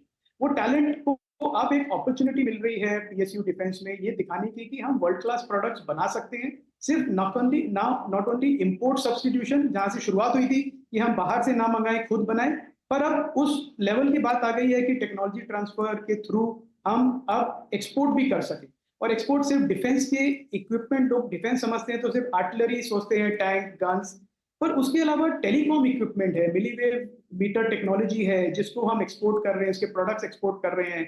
तो एक बहुत बड़ी अपॉर्चुनिटी स्पेस है। और पीएसयू स्पेशली क्यों इससे बेनिफिट करेंगे, क्योंकि कैपिटल चाहिए इस सेक्टर को ग्रो करने के लिए। ये काफी बड़े प्रोजेक्ट्स हैं, तो उसके लिए सरकार का पर्स है, उनके पास कैपिटल की कोई कमी नहीं है, जितना चाहिए मिल जाएगी। तो मुझे लगता है अगले 4-5 साल में हम देखेंगे ये सारे पब्लिक सेक्टर जो एंटरप्राइजेज हैं, without the need of privatisation, ये कैसे एक ग्लोबल लेवल की कंपनीज बनेंगे। बहुत बहुत शुक्रिया हमारे लिए समय निकालने के लिए Abhay, and have a great weekend. चलिए मार्केट पर वापस लौटे। इस समय निफ्टी बैंक ऊपरी लेवल से एकदम हल्का होता हुआ, एचडीएफसी बैंक में तेज बिकवाली आ चुकी है, 1621 पर एक क्लोज दिखा रहा है। आप देखिएगा आईसीआईसीआई बैंक में भी एक नेगेटिव टिक आ चुका है। कोटक महिंद्रा बैंक वीरू अचानक यू टर्न ले लिया है ये सभी बैंकिंग काउंटर्स में, और जहां खुले थे उससे हल्के से और नीचे आ गए हैं, क्योंकि कुछ पॉजिटिव ओपनिंग थी। आपको याद होगा जब हमने मार्केट खुला था आज सुबह में, 4 पॉइंट नीचे। हर्षदा देखिए, बैंक निफ्टी से तो मैं इसलिए आपसे कहता था कि मैं 3-15 पे अल्टीमेटली निर्णय लूंगा कि क्या करना चाहिए। बैंक निफ्टी से तो मुझे आई थिंक बहुत उम्मीदें नहीं है। वो एचडीएफसी बैंक में एक डेड कैट बाउंस था। जहाँ तक निफ्टी का सवाल है, 24,501 क्लोज ठीक ठाक है, बट आई थिंक आप कैरी कर सकते हैं, निफ्टी को एटलीस्ट कैरी कर सकते हैं। हर्षदा निफ्टी में कोई दिक्कत नहीं है। निफ्टी के लिए आपके पास निफ्टी एफएमसीजी है, निफ्टी आईटी है, आपके पास एलएनटी है, रिलायंस ने एक मूव दिया। तो आज तो मैं यही कहूँगा, निफ्टी आप कैरी कर लीजिए।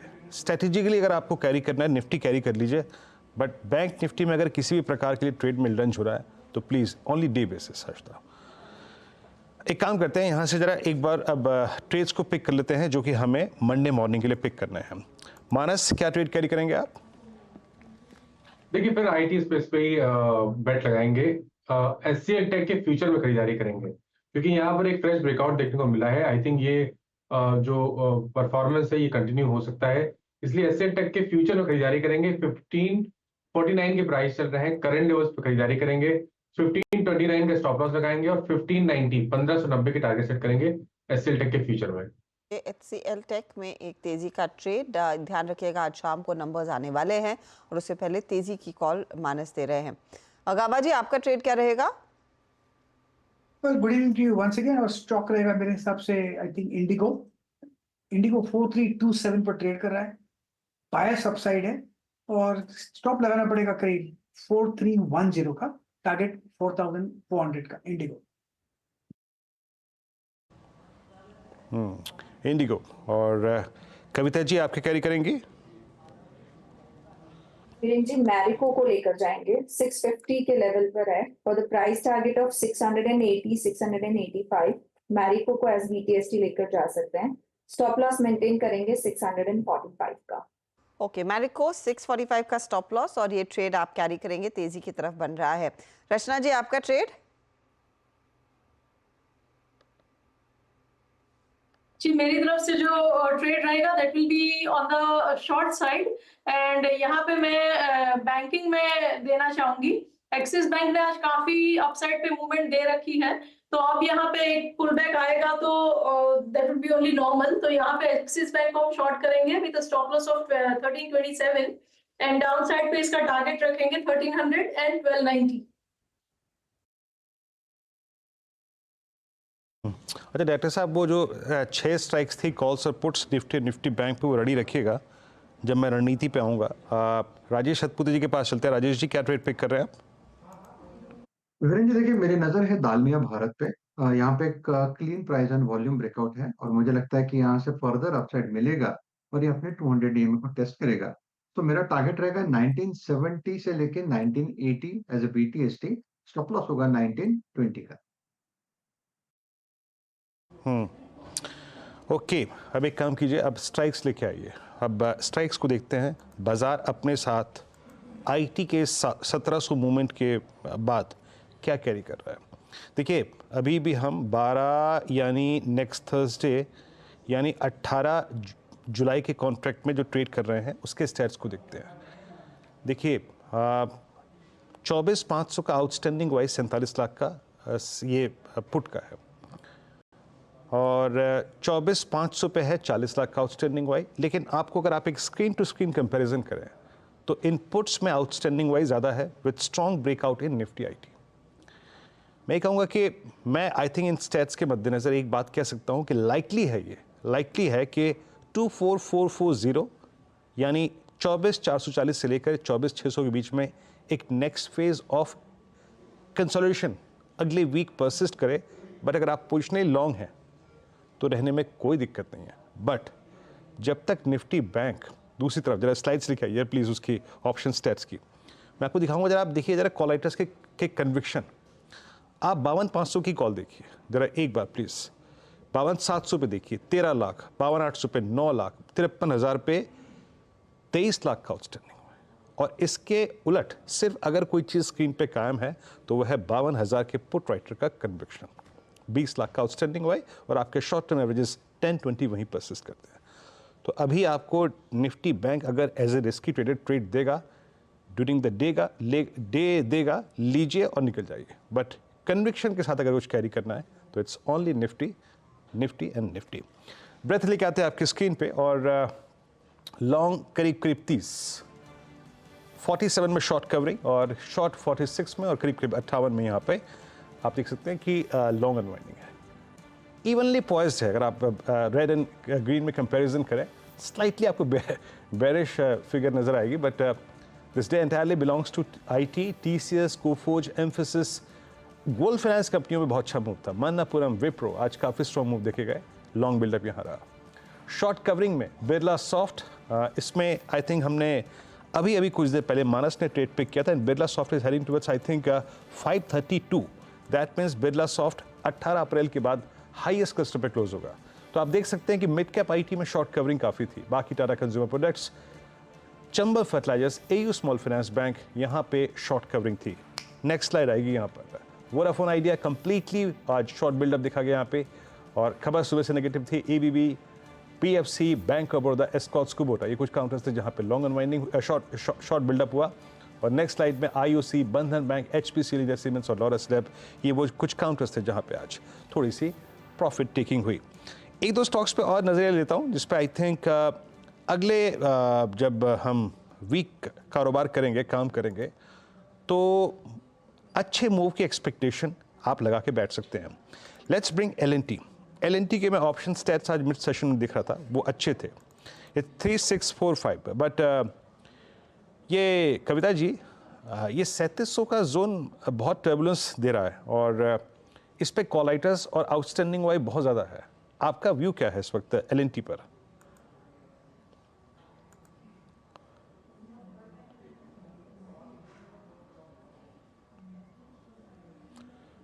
कविता जी? आप बहुत अच्छे इंसान हैं, आप बहुत अच्छे इंसान हैं, आप यकीन मानिए, मैं बताऊं आपको, आप बहुत अच्छे इंसान हैं, किसी को अकेला नहीं छोड़ती हैं आप। बिल्कुल। आपने बहुत दिनों से म्यूट बटन नहीं दबाया था, आपने वो दबा दिया आज, है ना? खैर, अच्छा, कॉल दीजिए, आप बताइए। सो L&T ने आज सुबह से एक अच्छा मोमेंटम दिया है। मुझे लगता है अगर 3630 के लेवल को अगर ये प्रोटेक्ट करके जाता है तो यहाँ एक अच्छा मूवमेंट बनता हुआ दिख सकता है। और अपने एवरेजेस को भी संभाले हुए है काउंटर।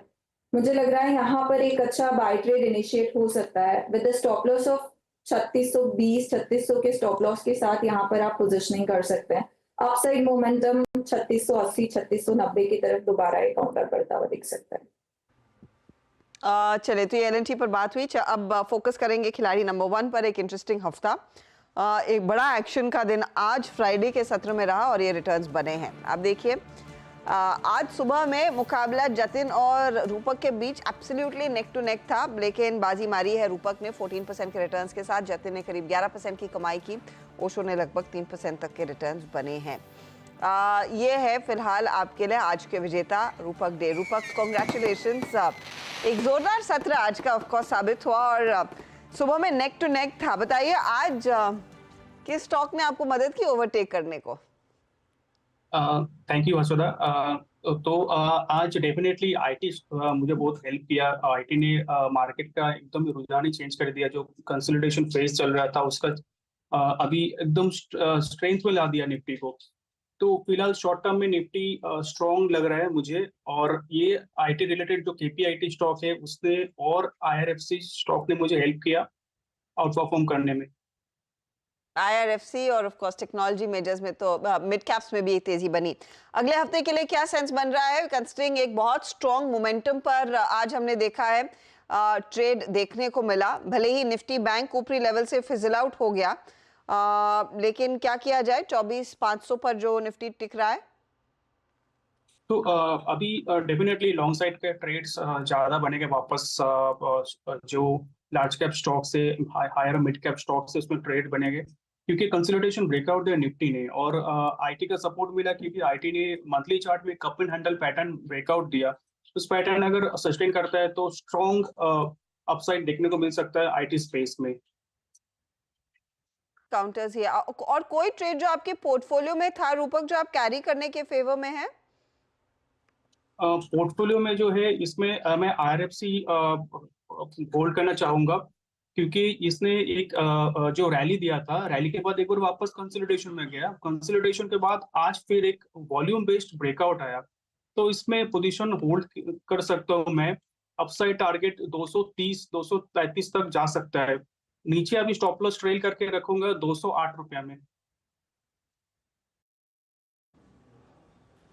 ओके, चलिए, शुक्रिया आपका इस कार्यक्रम में इस बार शामिल होने के लिए और ये पूरी की पूरी गेम सीरीज इस हफ्ते खेलने के लिए बहुत बहुत शुक्रिया रूपक, और हैव अ नाइस वीकेंड। अब एक काम करते हैं, आते हैं निफ्टी के क्लोज को देखें। Well above I think 24511। चलिए डेरिवेटिव बैंड्स को देखते हैं। आई मीन वहाँ पे क्या हलचल है इस वक्त, कौन बैंड में जा सकता है पॉसिबली जब हम मंडे मॉर्निंग फिर अपीयर करेंगे ट्रेड के लिए, और कौन जा सकता है इस लिस्ट से बाहर। Share GMR airports 105। देखिए आज हुआ क्या ड्यूरिंग द डे, स्टेक 105 100 रुपये के ब्रेकआउट की बहुत कोशिश की थी और उसके बाद काफ़ी भारी हो गया था स्टॉक। इसके साथ दिक्कत है, I mean towards 100 I think ये चले जाता है उस जोन में। It's 105, almost 105% market wide portion limit का। हिंदुस्तान कॉपर 94% पे स्लिप हो चुका है। दैट मीन्स ये दो पॉसिबल कैंडिडेट्स हैं Monday morning derivative band list में। बाहर कौन आ सकता है, और उसमें बंधन बैंक 81 रिड्यूस हो चुकी है, ABFRL 82% तक रिड्यूस हो चुकी है, बट ABFRL अब बहुत हद तक रेस्ट लेता हुआ इस जोन में। अच्छा, एक स्टॉक और देखिए जो जाते जाते आई थिंक जो हर्षदा ने मार्क भी किया था, जो एक अच्छे क्लोज की तरफ बढ़ रहा है, that's I think doctor Reddy's. एक बार स्क्रीन पर रखिएगा, इट्स आई थिंक 6640 और ये अपने करियर के सबसे उच्चतम स्तरों पे 6641 पे डे हाई पे, ऑल टाइम हाई पे क्लोज हो रहा है। जरा एक बार निफ्टी फार्मा इंडेक्स लिखे आइए। मैं अगर एक बात आज खुल के कहूँ ना, आई मीन कि ये सेशन आज कंप्लीटली अलॉन्ग विद आईटी पूरे के पूरे डिफेंसिव स्पेस को बिलोंग करता है, तो गलत नहीं होगा। आज निफ्टी आईटी अपने करियर के हाईएस्ट क्लस्टर पे आके जाके क्लोज हो रहा है। निफ्टी एफएमसीजी ने काफ़ी स्ट्रॉन्ग मूव दिया और निफ्टी फार्मा भी डे लो से रिकवर होके सब्सटेंशियल रिकवरी के साथ 20,627 बंद होता हुआ। एक बैंक है, मात्र एक बैंक जो इस वक्त थोड़ी सी आई थिंक गतिविधि दिखा रहा है और इट्स आई थिंक 1234 पे आपका आईसीआईसीआई बैंक जो कि डे लो से थोड़ा सा रिकवर होता हुआ, लेकिन इसमें भी 1240 से लेकर 1260 के बीच में बहुत स्ट्रॉन्ग सप्लाई जोन परसिस्ट कर रहा है।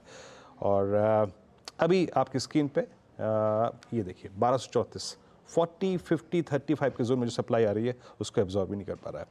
ये मानस आईसीआईसीआई बैंक पे आपका टेक क्या है? सॉफ्ट ये 4-5 दिन के बड़े मूव के बाद बिटवीन आई थिंक 3 जुलाई से लेकर 8 जुलाई के बीच में, 9 जुलाई के बीच में 3 दिन का रेस्ट लिया। सेटअप क्या कह रहा है आईसीआईसीआई बैंक का इस वक्त?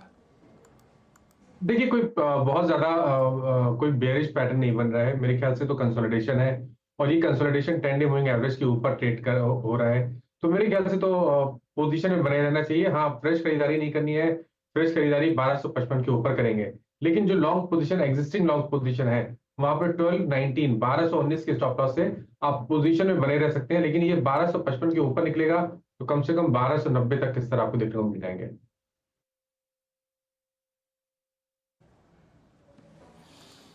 आईसीआईसीआई बैंक यहाँ पे इस वक्त थोड़ा जूझता हुआ 1240-50 के क्लस्टर में जो सप्लाई आ रही है उसको एब्जॉर्ब नहीं कर पाया, बट निफ्टी बैंक एक फिर से निराशाजनक क्लोज की तरफ बढ़ता हुआ।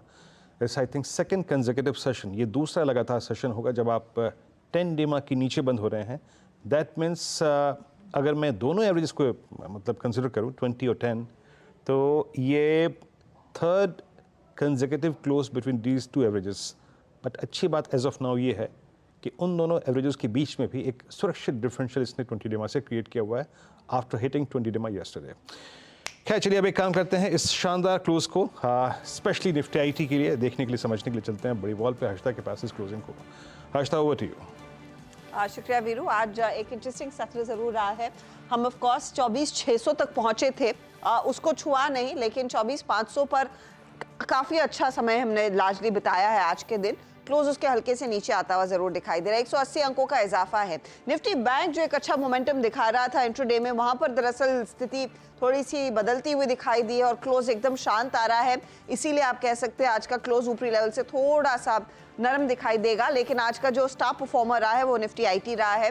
निफ्टी आईटी में आप गौर करेगा 1650 अंकों की बढ़त आज के आज ही, और वो ऑल कर्टसी टीसीएस का स्टॉक देखने को मिला और उसके बाद ऑफ कोर्स दूसरे ट्रेड्स रहे हैं। Advance decline ratio largely negative रहा है क्योंकि बीच बीच में मिड कैप्स दरअसल साथ नहीं दे रहे थे, वहां पर मुनाफा वसूली आ रही थी। भले ही आज निफ्टी आईटी में कई मिड कैप काउंटर्स में परफॉर्मेंस देखने को मिला, कई रेलवे स्टॉक्स तेजी में थे, डिफेंस स्टॉक्स एक्शन में थे, लेकिन वो इंडेक्स एज अ होल ऊपरी लेवल से हल्का होता हुआ दिखाई दिया है। आपको पहले सेक्टोरल स्थिति दिखा रहे हैं। आज के टॉप गियर में रहा है ऑफ कोर्स निफ्टी आईटी, 4.25% तक के गेन्स यहाँ पर। ऑयल एंड गैस के लिए कोके 17.5% के गेन्स। एफएमसीजी जैसे वीरू मेंशन कर रहे थे, second half of the trade में यहाँ पर एक मोमेंटम आया, 180 अंकों की बढ़त पर ये ट्रेड इंडेक्स जाकर टिक रहा है।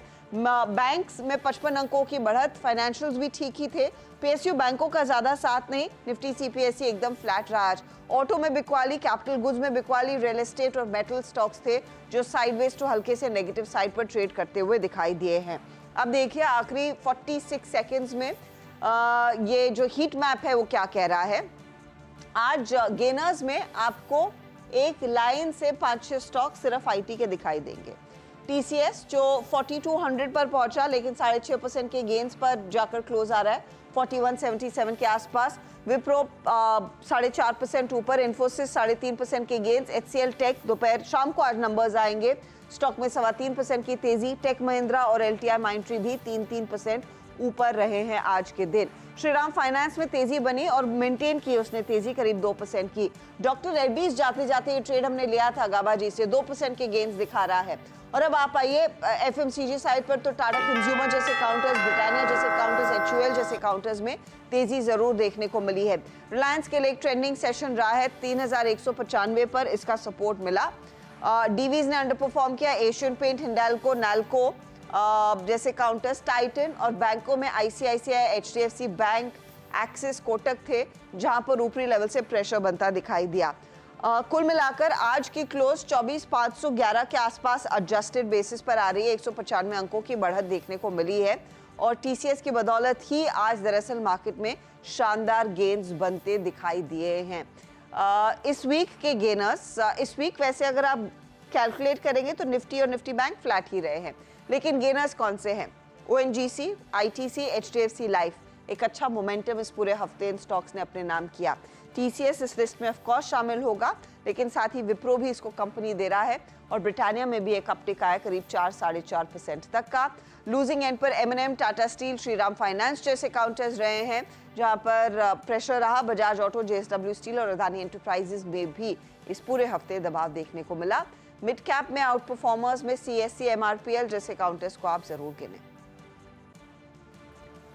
और ट्रेड्स हैं ईआईएल, मनप्पुरम जैसे। अब एक चीज आपने नोटिस की होगी, पीसी जूलर, राजेश एक्सपोर्ट, ये छोटी टिकट साइज के स्टॉक्स आगे, लेकिन टाइटन थोड़े से वीकर साइड पर रहा। वीरू। ओके, चलिए अब एक काम करते हैं। हर्षता ने टीम में देखी आज नीरज जी और आशीष की, मैं दिखा देता हूँ कि कहाँ पर कैसा रुझान रहा आज। तो पहले आते हैं नीरज जी की टीम में। आज वहाँ पे स्टॉक्स कौन कौन से इंक्लूड किए गए थे और उनका रुझान और ट्रेड्स कैसे आज रहे। और इसमें परसिस्टेंट सिस्टम और भारतीय हेक्साकॉम, इन्फोसिस, टेक महिंद्रा, नीरज जी ने पूरा एक्टिव पिक कर लिया था। सब में 4, 3,